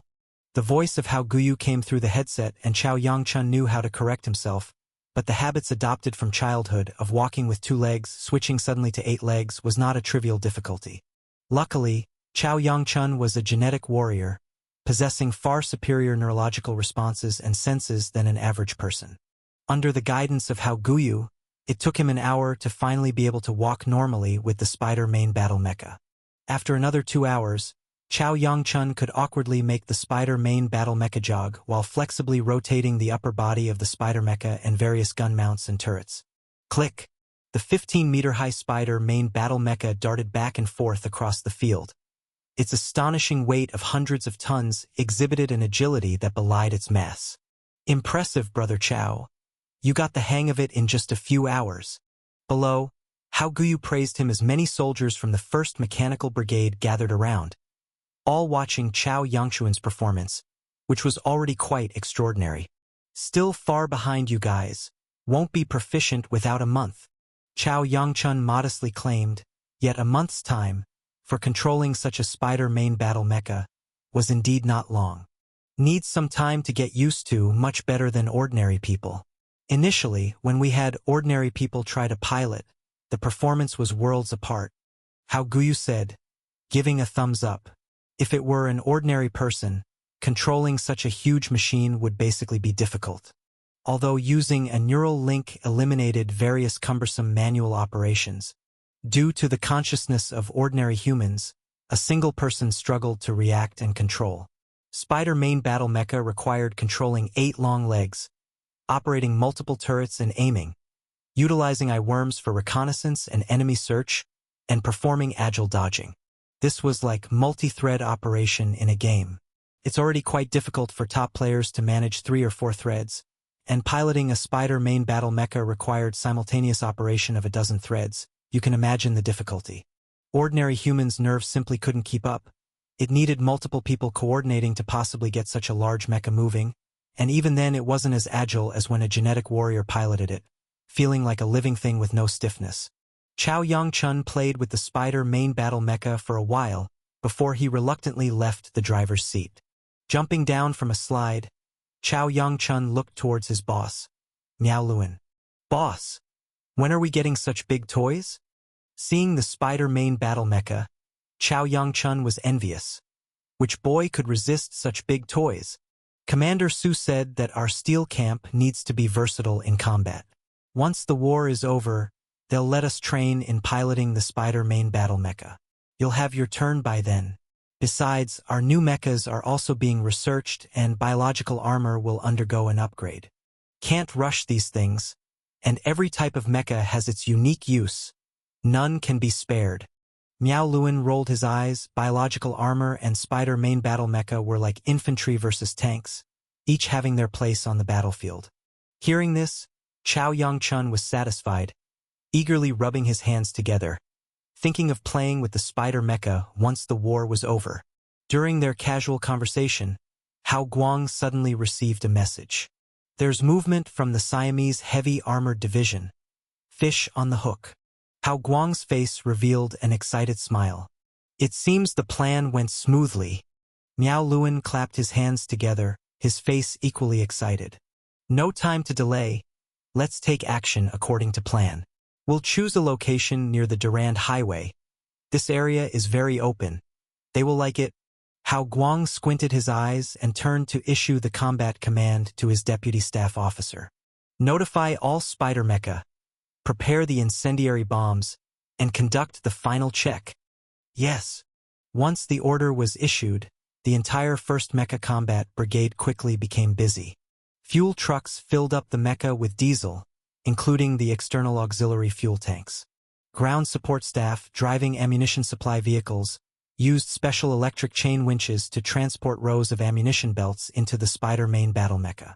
Mechanics began their final checks on the mecha to eliminate any potential hazards, ensuring the mecha were in perfect condition for the strike.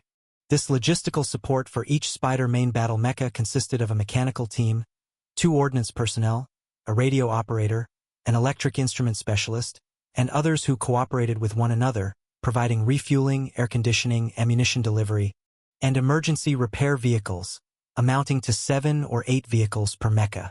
Report: everything is normal outside. No surveillance detected. When the 1st Mecha Combat Brigade was ready, Hao Guang nodded upon hearing the report from his adjutant and waved his hand grandly. All mecha, follow me out. One by one, the battle-ready mecha weighing hundreds of tons emerged majestically, marching out from the depths of the mining area onto the surface. The quiet, late-night mining site first unleashed the spider mecha as reconnaissance forces, each releasing 3 eye worms. These eye worms, each with 6 pairs of wings as thin as cicada wings, flew 1,000 meters high, sharing visuals with the mecha drivers, and the internal biological radar activated. The leading mecha on the tops of the spider mecha raised their biological photovoltaic turrets. The backpack-style turrets even raised a flag. It was an unmanned drone jammer enchanted by Han Ruyan, with jamming signals emerging from inside. The flag was designed in the style of the Chan Country national flag, but was actually the modified soul-summoning banner, a gadget usually assigned across many units of the Jekka group. One after another, the Spider main battle mecha moved quickly towards the prearranged site. Half an hour later, the whole mechanical army stopped. They had reached a relatively flat and open area. Subsequently, the Spider main battle mecha moved their long legs, first lifting and cutting the turf before quickly digging pits in the ground. Once the pits were dug, the Spider mecha began to shrink in height, burrowing into the pits. Their 8 metallic legs flipped over to gather and cover themselves with loose soil, burying themselves. The process slowed down gradually. The Spider main battle mecha shook a few times, and the sand and soil evenly covered them up. Finally, the last leg of a spider also covered the surrounding lifted turf over its top, restoring the ground surface, and then it retracted underground. After this operation, no trace of Spider main battle mecha could be seen on the surface, including thermal imaging and satellites could not detect them, perfectly camouflaging themselves. Just like the antlion in the animal world, which digs funnel-shaped pits in the sand to bury itself and swiftly attacks when ants approach the edge, pulling them into the pit to become food. Impressive!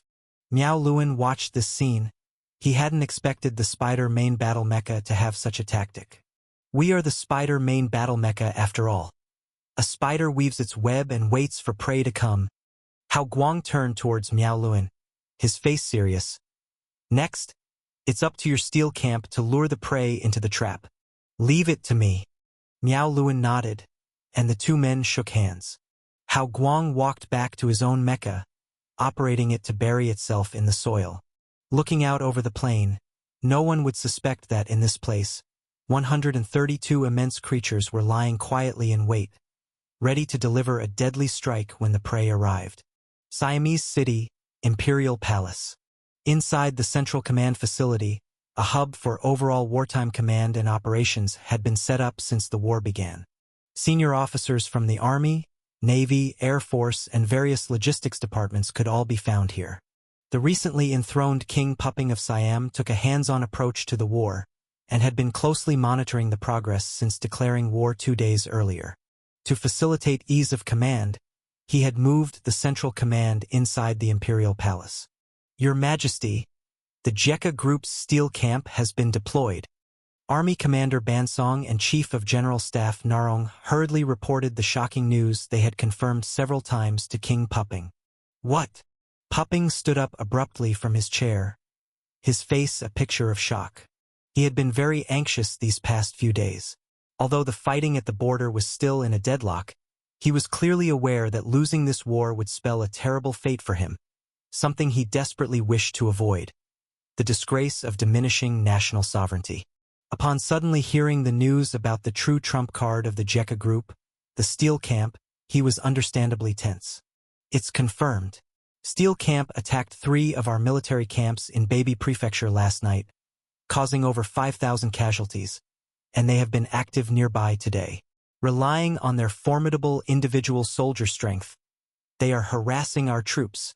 As Army Commander Bansong rapidly laid out the situation, he stood in front of a sand table and marked the areas of Steel Camp activity with little flags, allowing Puping to see the battlefield situation clearly. That location is only a little more than 200 kilometers from Manchester. They wouldn't be considering a decapitation strategy, would they? Seeing the area displayed on the sand table, Puping felt a chill, and his immediate thought was that Steel Camp was coming for him. Given the superhuman combat capabilities of Steel Camp, if they really breached Manchester, Puping felt he would likely be captured alive, a prospect that truly chilled him to the bone. After all, the formidable combat reputation of Steel Camp had been forged through bloody battles. Your Majesty, in my view, the deployment of Steel Camp might actually be an opportunity for us. On the other side, Chief of General Staff Narong shook his head, proposing a different perspective. Do not worry about safety, Your Majesty. We have 7 divisions stationed near Manchester: the 1st Infantry Division, 2nd Infantry Division, 9th Infantry Division, 11th Infantry Division, 2nd Cavalry Division, Light Armored Division, 3rd Engineer Division, and 1st Heavy Armored Division. With more than 100,000 troops, not even Steel Camp with their iron and muscle could defeat our forces. Holding a conductor's baton, Narong pointed at the southern position of Baby Prefecture on the map, which consisted mostly of plains. Steel Camp appeared here, near the Durand Highway. A lot of our logistical supplies sent to the front line must pass through here. They aim to threaten our logistical lines. But this vast plain is hardly their home ground. Your Majesty, the chance to annihilate Steel Camp is right in front of us. The more Narong spoke, the more excited he became, drawing the attention of Bansong and Puping. Annihilate Steel Camp? On hearing this, Puping's mouth hung open, staring at Narong. Did this man realize what he was suggesting? If Steel Camp could be so easily annihilated, could they have built such a formidable reputation? Seeing the expression on King Puping's face, it seemed Narong understood his thoughts and continued. Many people have mythologized the renowned Steel Camp. No one can deny their strength, but everyone overlooks that Steel Camp is not invincible. They thrive in complex environments and with their formidable individual combat abilities. But they can still die under artillery fire, can't survive machine gun sweeps, not to mention getting ground to pieces by rocket artillery and aerial bombings. And our armored forces stationed in Manchester are the nemesis of Steel Camp, Your Majesty. A glorious opportunity is before us. Just deploy our 1st Heavy Armored Division. Just find Steel Camp, and we can eliminate them completely. This opportunity is rare. If we miss this chance and they escape into forests and cities, it will be much harder to deal with them. Hearing Narong's words, Puping was suddenly struck with a realization. Thinking, that makes sense. In a flurry, he looked towards the map, asking, is it really feasible? Commander Bansong, what do you think? Bansong, somewhat annoyed at himself for not realizing this opportunity and thereby letting Narong shine, could only flatter. Your Majesty, if Steel Camp does not react in time, it truly could be possible. On the plains, their biological armors are no match for our tanks and armored vehicles. However, to be safe, I suggest deploying the 2nd Cavalry Division too, using this more mobile light armored division to coordinate and prevent Steel Camp from escaping our encirclement. With Bansong's confirmation, Puping's heart began to race excitedly, feeling a surge of hot blood, and his breath became heavier. So we can really eliminate Steel Camp, this ace unit of the Jekka group? Puping's voice was filled with disbelief, excitement, and nervousness, flavored with a hint of skepticism. Steel Camp was too famous. As the first mechanical army unit of Blue Star, its soldiers had undergone genetic modifications, non-human. They had achieved many incredible battle records, their reputation built on tens of thousands of corpses. If he really could annihilate Steel Camp, he would not only greatly undermine the morale of the Jekka group, but also boost the national support rate that had slipped due to the war. Then, who would dare call him an unqualified king? Barely having ascended to the throne before commencing war, he had not been spared from being denounced and cursed by the old conservative faction within Siam. Yes, Your Majesty, we will be victorious. Narong spoke with unwavering conviction, knowing that at this moment, he must firm his will, or else the opportunity for battle would slip away in vain. Your Majesty, please issue the order. We will expand your territory and severely weaken or even eradicate Steel Camp. Strike at the arrogance of the Jekka group. Victory shall belong to us, to you, the great Your Majesty. For this, I am willing to serve as Your Majesty's eyes, to personally go down and command the battle. I humbly request Your Majesty to grant me this wish. Bansong swung his arms and spoke with fervor, even planning to personally go to the front line to command the troops. Protected by so many armored forces, he had no concerns about his safety. His words made Puping's heart surge with excitement. Pleased, he nodded his head and with clenched fists said, I grant your request. I, as king, command you to mobilize the 1st Heavy Armored Division and the 2nd Cavalry Division and start the encirclement and annihilation of Steel Camp. After speaking, he even patted the shoulders of the two men, feeling gratified and remarked, To have spotted such a great flaw in the enemy right at the start of the war, you both are indeed my sleeping dragon and young phoenix. Once we achieve the complete annihilation of Steel Camp, I will proclaim your achievements nationwide, no, worldwide. Then, you two will be universally recognized as great generals of our time. Bansong's breath hitched. If they could really wipe out Steel Camp, it would certainly cause a global sensation. At that time, the amount of flowers and praise he would receive was beyond what he even dared to imagine. With this thought in mind, Bansong, who held a high position, felt an excitement he could hardly contain. This opportunity for historical glory was once in a lifetime. He had to seize it and give the world a small shock from a great general. December 27th. On the 3rd day of the war, the 1st Heavy Armored Division, stationed in Manchester, and the 2nd Cavalry Division, Light Armored Division, two forces joining streams, set out from Manchester towards Baby Prefecture. The former, modeled after the Armored Division of the Beautiful Country, had replaced a lot of old equipment over the last 6 months, acquiring equipment and training from instructors from the Beautiful Country. Now, the entire division was equipped with 150 M1A2 main battle tanks, as well as 55 M60A3 tanks, 105 M8 light tanks, over 30 armed helicopters, 120 M113 armored personnel carriers, 45 Stryker armored vehicles, 165 commando-wheeled armored vehicles, 140 M1283 armored troop carriers, 12 units of Hamas rocket artillery, among various other equipment. Although the figures were considerably reduced compared to an armored division of the Beautiful Country, forced to use some old equipment to fill the gaps, it still constituted a powerful land combat force.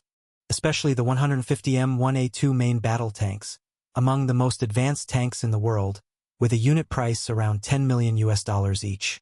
Such tanks numbered a full 150 in the 1st Heavy Armored Division. The latter, the 2nd Cavalry Division, was equipped with 105 M10 light tanks, as well as over 200 various types of older armored vehicles. Apart from the newly purchased M10 light tanks, M1A2 main battle tanks, and some armed helicopters from the Beautiful Country, the other vehicles of these two forces were basically produced during the Cold War era. Many had been discontinued, but were still operational in a country like Siam. Before the rise of the Jekka Group, they had been sufficient to protect Siam. However, after the rise of the Jekka Group, to deal with the threat, Siam's 2nd Cavalry Division had been compelled to buy more powerful weaponry from the beautiful country, such as replacing the Scorpion light tanks developed and produced by the Great British Empire in the 60s and 70s with the 2nd Cavalry Division's M10 light tanks. Despite the mix of outdated equipment, the combined forces, with over 400 tanks and 700 to 800 various types of armored vehicles and artillery, plus the prepared logistics vehicles, formed a standard steel tide. Being a country with a GDP ranking in the top 30 globally, this armored tide was still quite formidable once deployed. For fear that the Jekka Group would get wind of the operation and evacuate Steel Camp, this armored tide moved at full speed toward the target and went to great lengths to block all related news along the way. Covering the short distance of 200 kilometers, relying on the road network, with only a few armored vehicles breaking down, the main force smoothly entered Baby Prefecture. Over 4 hours later, they appeared near the Durand Highway, where Steel Camp was active. Inside an armored command vehicle, Bansong was having a cheerful conversation with the commander of the 1st Heavy Armored Division, Shi Nimo. 15 minutes ago, a group of Steel Camp genetic soldiers appeared near Xiangyu City, and witnesses have continually spotted over 20 genetic soldier figures. According to Jekka Group's organization, this is the equivalent of a platoon of their forces. And just 2 hours ago, witnesses also saw 2 squads of Steel Camp genetic soldiers appear near Xiangyu City, which is close to the Durand Highway. They're certainly using this as a base to frequently harass our logistics. Moreover, Xiangyu City is an industrial city where many factories have now switched to producing military supplies. They might even want to attack Xiangyu City and destroy our factories. A map is spread out on the table, and Shi Nimo's eyes are bright and focused. Now their steel tide is just a mere 20 kilometers away from Xiangyu City in a straight line. It won't take half an hour for them to attack, and the self-propelled howitzers in the troops can already hit this position.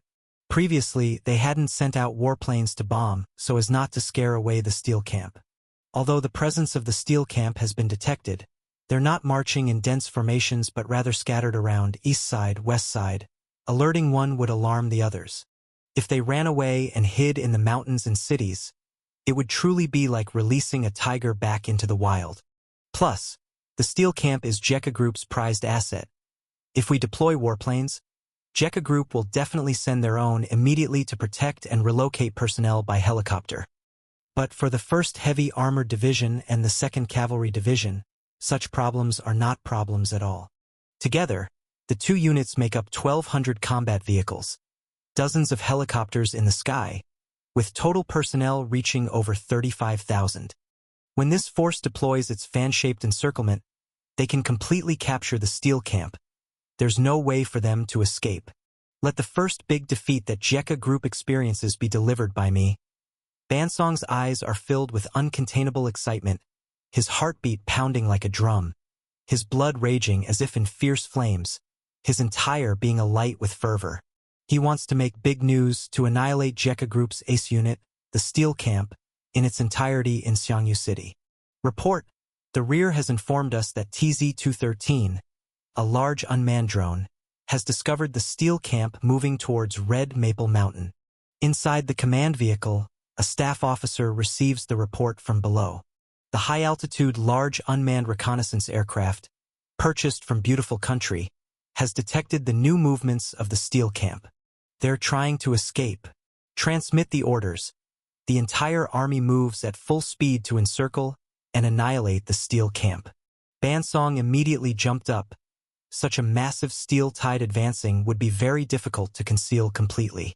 It's already too late for the enemy to notice now. They're 2 fully mechanized steel tides. How could the enemy's 2 legs outrun wheels and tracks? Even if they could burst out at a speed of hundreds of kilometers per hour, it would only be temporary and not sustainable over the long term. As orders cascade down the line, the 35,000-strong steel tide moves southward, driving into the plains on the south side of the Durand Highway.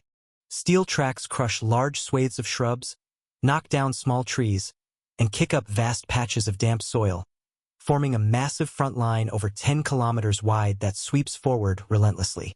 In space, countless countries' satellites reorient to focus on this grand spectacle.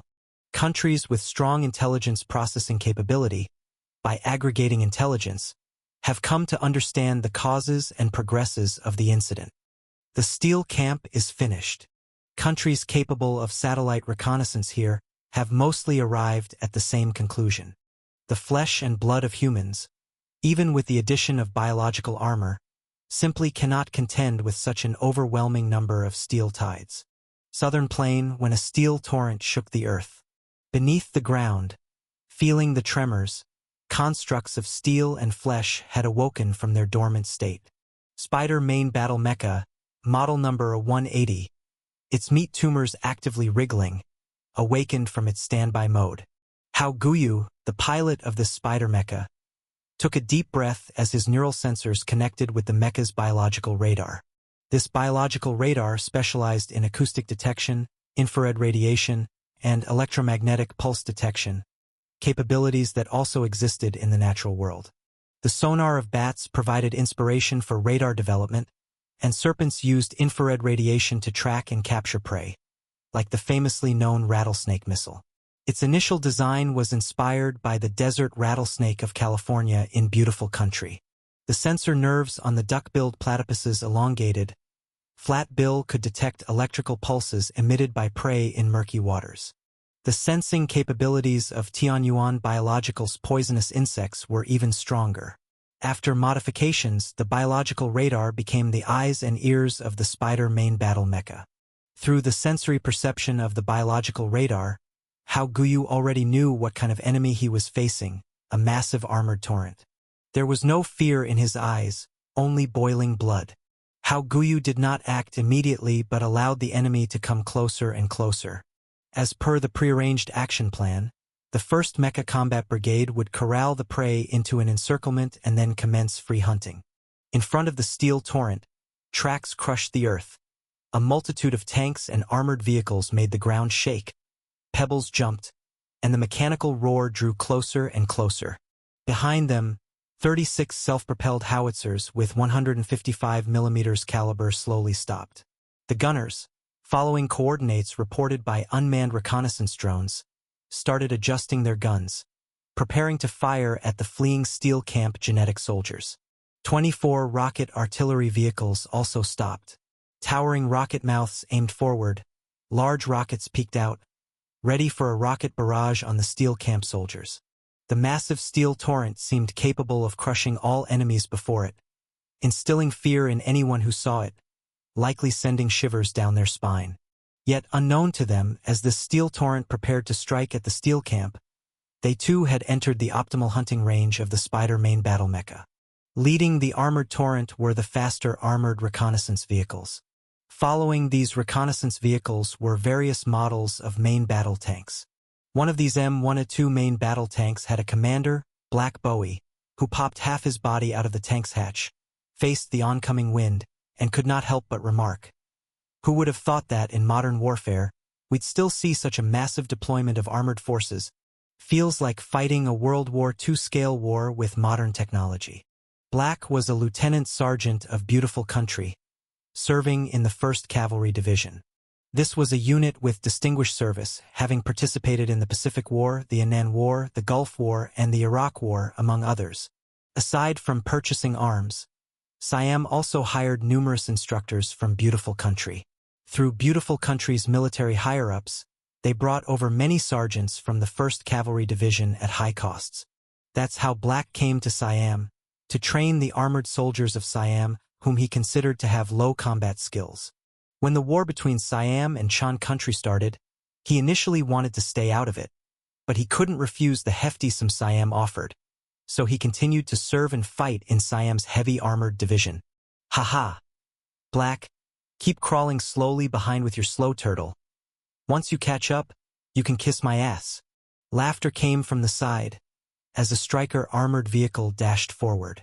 The vehicle commander across was Black's old friend Riley, who also served in the 1st Cavalry Division. Riley poked his head out of the hatch, waved at him, and the armored vehicle sped past, splashing mud onto the M1A2 main battle tank.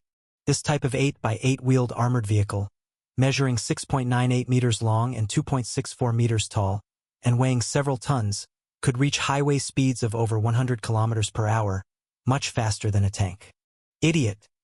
Leave that for the transvestites to enjoy, Black retorted with a laugh, pulled out a cigarette and shouted to the tank driver. Forward. Rush. Rush. Rush. Speed up and kick that bastard's ass.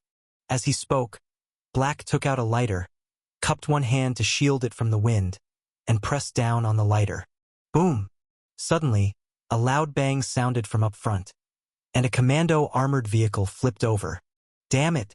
A mine? Reverse? Reverse right now. Black's hand shook, dropping the lighter inside the tank, but he didn't bother to pick it up. Watching the overturned armored vehicle, he thought it had hit an anti-tank mine because it was too far to see clearly. Nearby armored vehicles began to slow down and stop, and command from the back immediately ordered mine-clearing vehicles to move forward. But at that moment, Black's pupils suddenly dilated, because right in front of him to the right, the Stryker armored vehicle driven by his old friend Riley, which had originally stopped and turned off its engine, seemed to be lifted by something. The several-ton vehicle kept rising higher and higher. The next second, a giant creature with 8 metallic legs, towering over 10 meters high, resembling a massive spider, burst from the ground. The several-ton armored vehicle in front of it was like a tiny bean, lifted high by the opponent. Atop the Stryker armored vehicle, his old friend Riley's face was stricken with horror, as if he was screaming and cursing at something. However, as the giant metal spider suddenly shook its body, the armored vehicle toppled and crashed heavily onto the ground, rolling over. Bang! The giant spider extended one long leg and stepped on the Stryker armored vehicle. Accompanied by the creaking sound of twisting steel, the vehicle's steel plates caved in. Riley violently vomited blood, barely clinging to life, still not comprehending what had happened when he saw the steel plates crushing down. His body squashed into meat paste. God! What on earth is this thing? Reverse? Reverse? Crank it to the right. The cigarette Black had been holding in his mouth had dropped without him even noticing. His eyes widened in shock as he stared at this giant creature emerging from the ground, feeling as if his brain was burning. He went through everything he knew in his mind, and he swore he had never seen anything like this before. Although he didn't know exactly what the opponent was, Black knew it was definitely there to kill, just like his unfortunate old friend, Riley. 11 o'clock, 350 meters. Load the high-explosive shells. Aim. Black bellowed as he operated the 12.7 millimeters machine gun himself, targeting the spider creature up front. The large 12.7 millimeters bullets hit it but were simply deflected. The creature remained completely unscathed. Following the vehicle commander's order, the turret of this M1A2 tank began to rotate, the 120 millimeters, 44 caliber smoothbore gun slowly raised, targeting the massive mechanical spider creature. Boom! A flash from the cannon's muzzle. The shell sped out of the barrel at a muzzle velocity of 1,680 meters/second. The distance of 350 meters was instantly closed, and the shell hit the spider creature head-on. A great blaze engulfed half of its body, yet it only made the spider step back, dissipate the force of impact, showing only slight twists in its external armor, without much effect otherwise. Damn! This bastard's defense is so strong. Load the depleted uranium armor-piercing bullets. Smash that bitch. Black, still clinging to his senses, immediately ordered the loader to change the ammunition, opting for armor-piercing rounds to counter the hard hit. Roger that. Changing to depleted uranium armor-piercing bullets. Take that bastard down. The gunner re-aimed at the metal spider creature, his roar masking the fear inside. Just at the critical moment about to fire again, the tank driver, due to excessive nervousness, accidentally collided with another tank nearby, the severe impact tossing everyone inside the tank. Black clutched his bleeding forehead, glared at the dazed driver, loader, and gunner, and roared, "Shit! You pile of shit! How the hell do you drive? Is this the performance you show after all the training?" Were it not for the major enemy presence, he would have gone up and slapped the driver several times.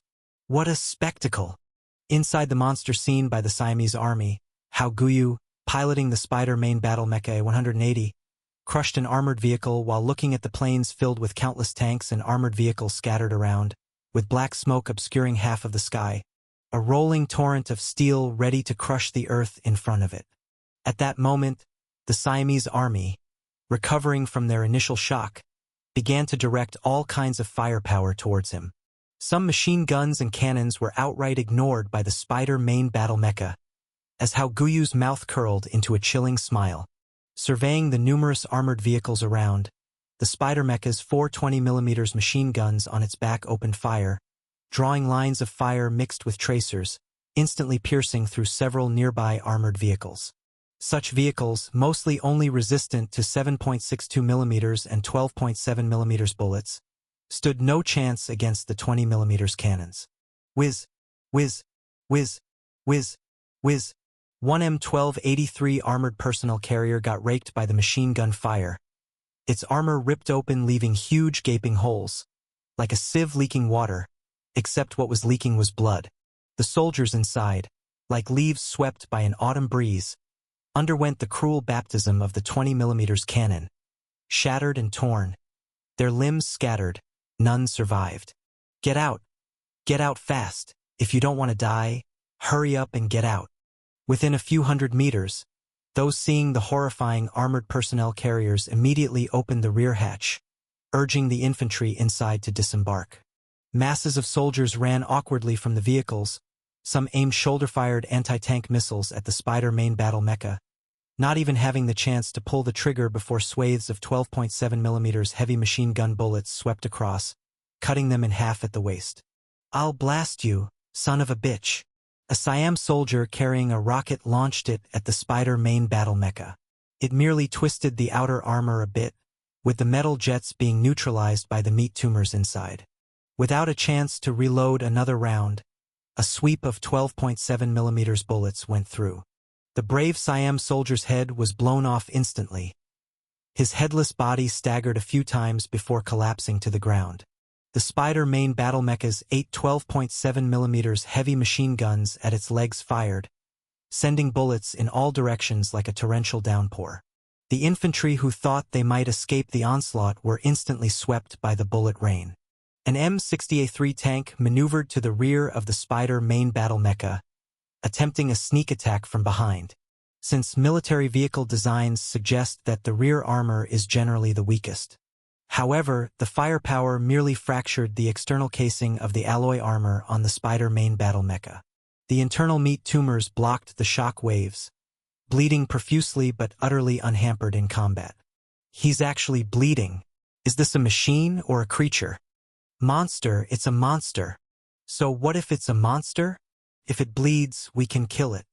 The suppressed soldiers nearby saw this scene, excitement flashed across their faces, and then they saw the Spider main battle mecha rotate, its 230mm machine guns aimed at the M60A3 tank, spitting out nearly 2-meter-long flames.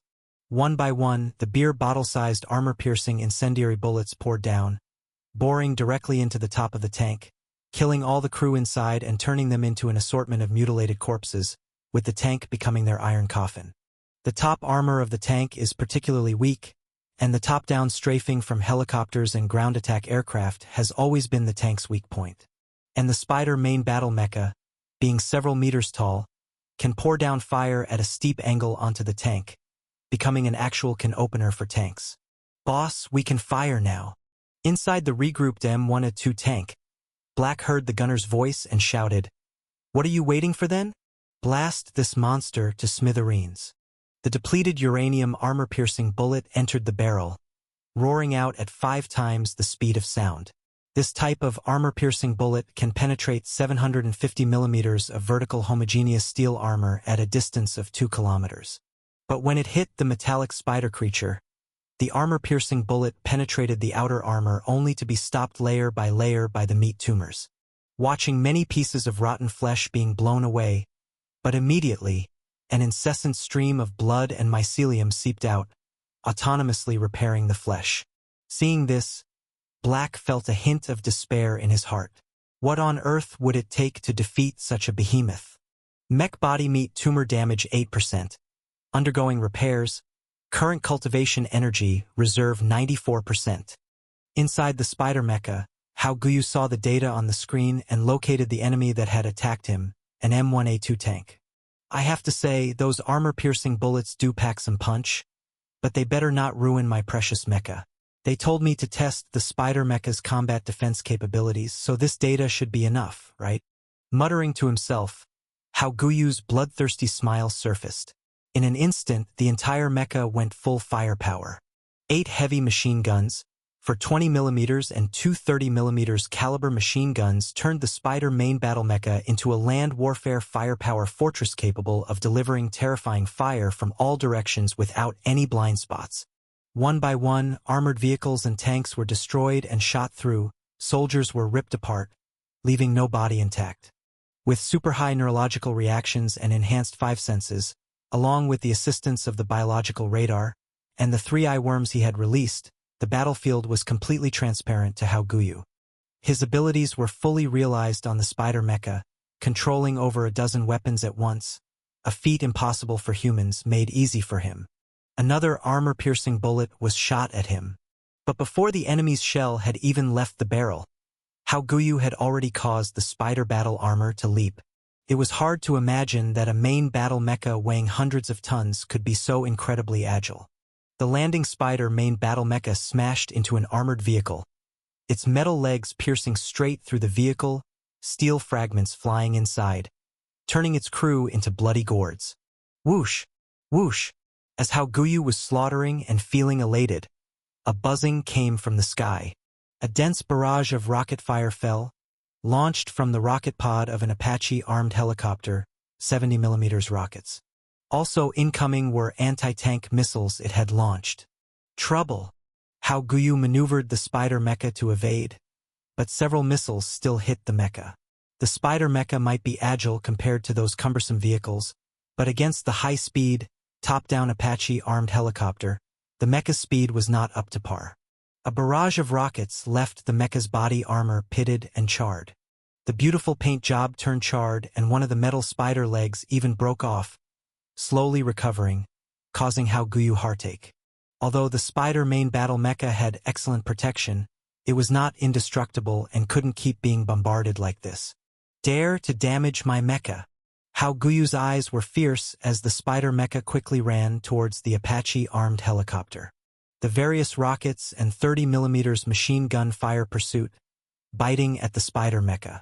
The 7-legged spider mecha was somewhat slower in speed, but its movements remained agile as it used its two 30mm machine guns to continuously fire back.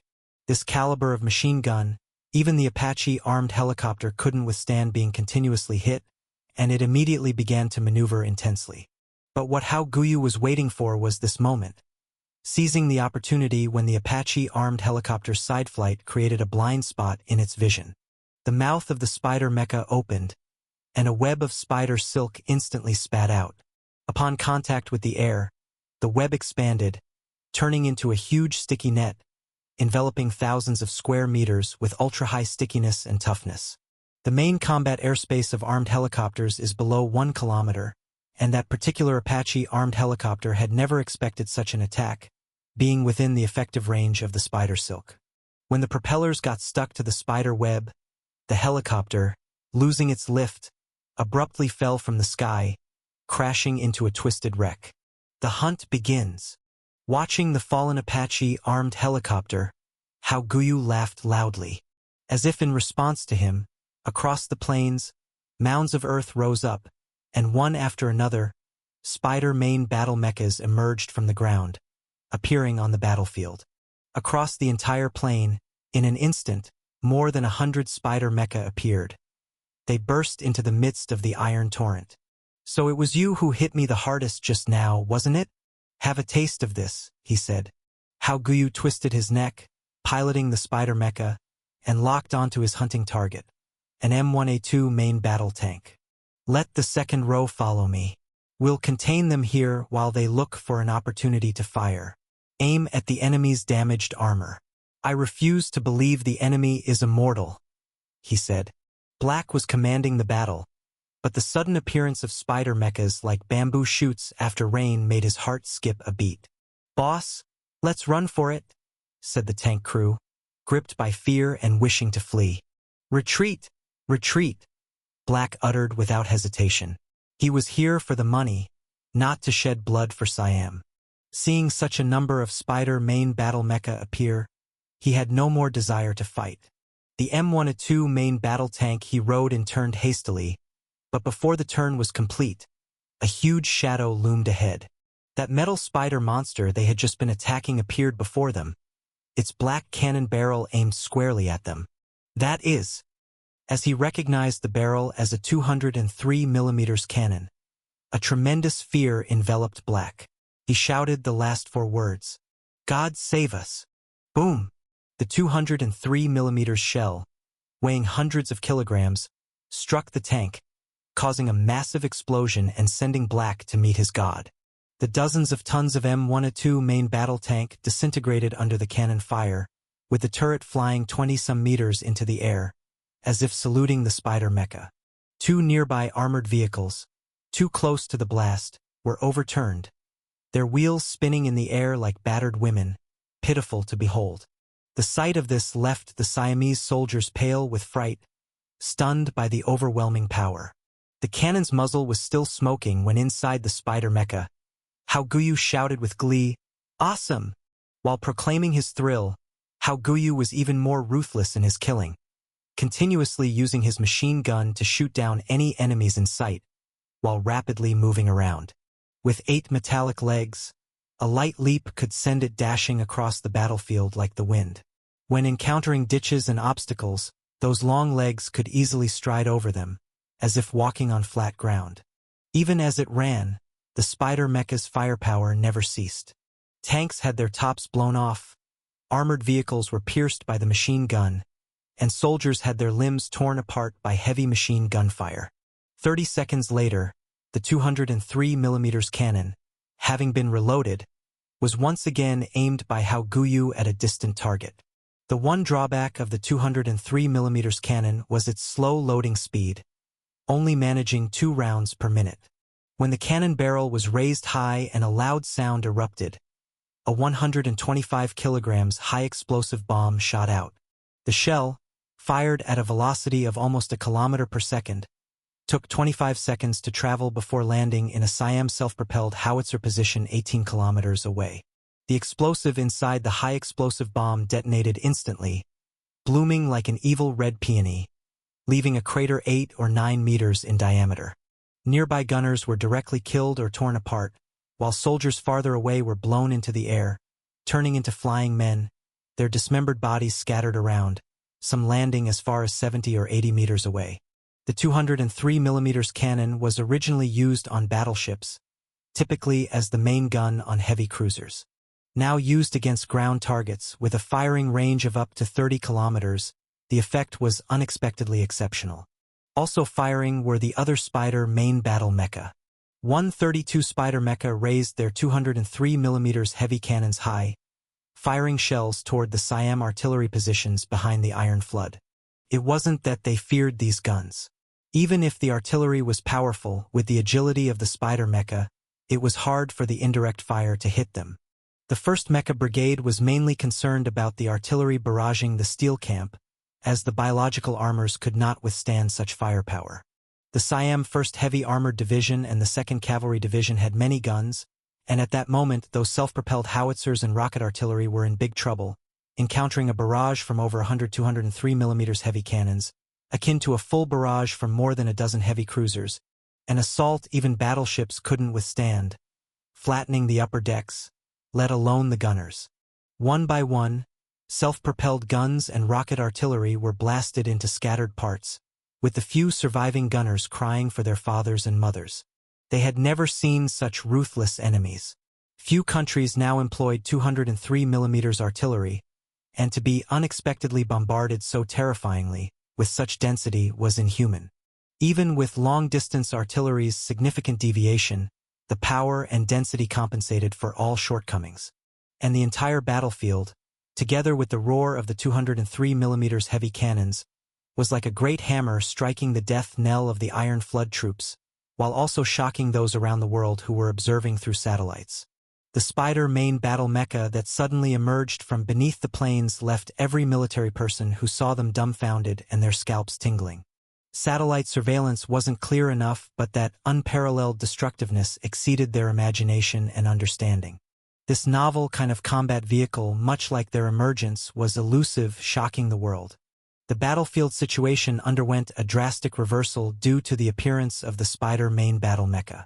Although there were only a little over 100 Spider main battle mecha, the Siamese army had more than 1,200 armored vehicles in its Iron Flood. Yet, in actual combat, the battle situation was completely one-sided.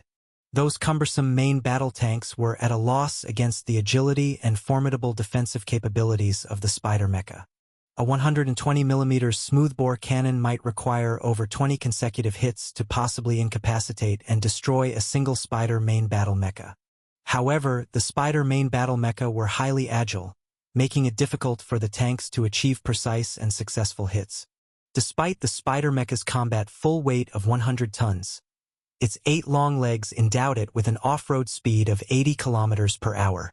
Combined with the biological radar and the 5 senses of the genetic warrior, they often were able to evade just as the tank was taking aim and before it could fire, causing the shot to go astray.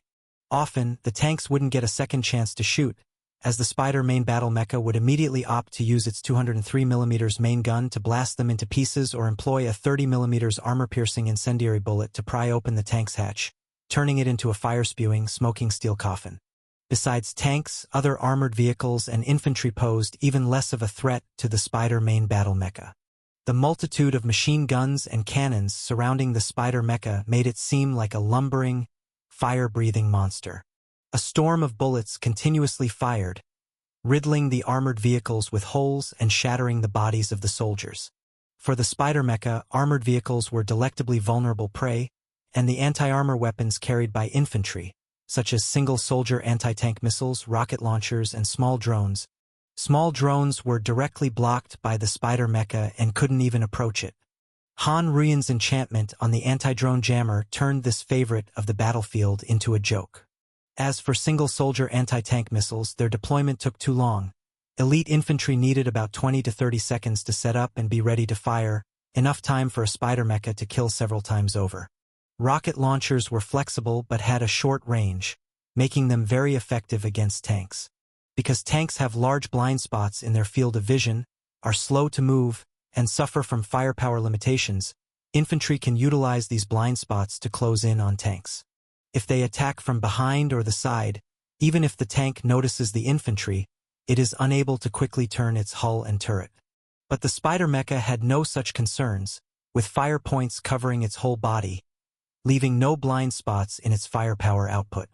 And attempting to ambush the Spider mecha for a close attack was futile in front of its biological radar.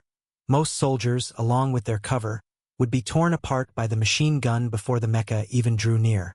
On the rare occasion that someone got lucky and landed a hit, the meat tumors inside the Spider main battle mecha could effectively provide defense, making it difficult to truly threaten the pilot. Therefore, in the fierce combat, these single soldiers' anti-armor capabilities were like child's play in front of the Spider mecha. The greatest threat to the Spider main battle mecha actually came from the dozens of armed helicopters. Intense barrages of rockets and powerful air-to-ground anti-tank missiles, along with the superior visibility from high altitudes, unlike the restricted vision of tanks, could not be easily evaded by the Spider mecha. Several had been hit consecutively and disabled or destroyed by armed helicopters. The Spider mecha weren't powerless in retaliation, however. Their sticky spider silk with a range exceeding 1,000 meters could ensnare helicopters, leaving them no choice but to crash into scrap metal. And when the Spider mecha fired its 30mm armor-piercing incendiary bullets, like two red whips unfurling, one could occasionally witness an armed helicopter being swept from the sky. Although the Spider mechas began to suffer casualties, the tide of battle had become quite clear.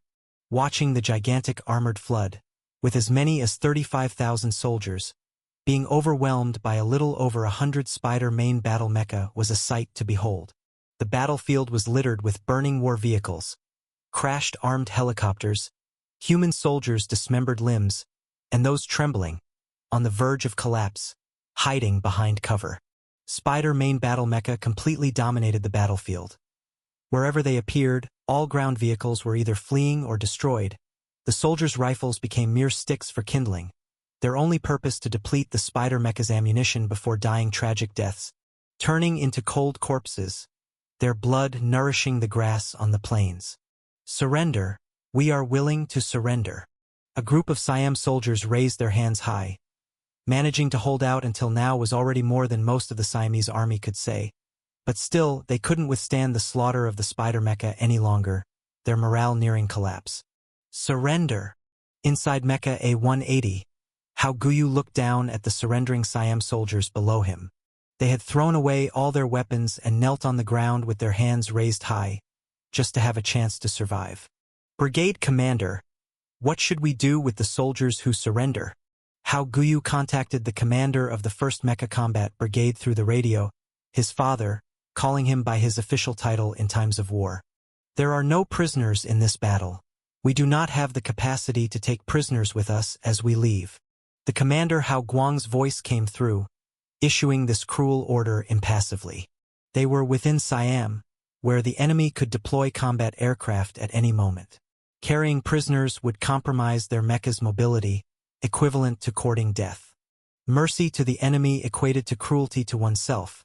As the highest-ranking officer of the mechanical army, he was already prepared for such decisions.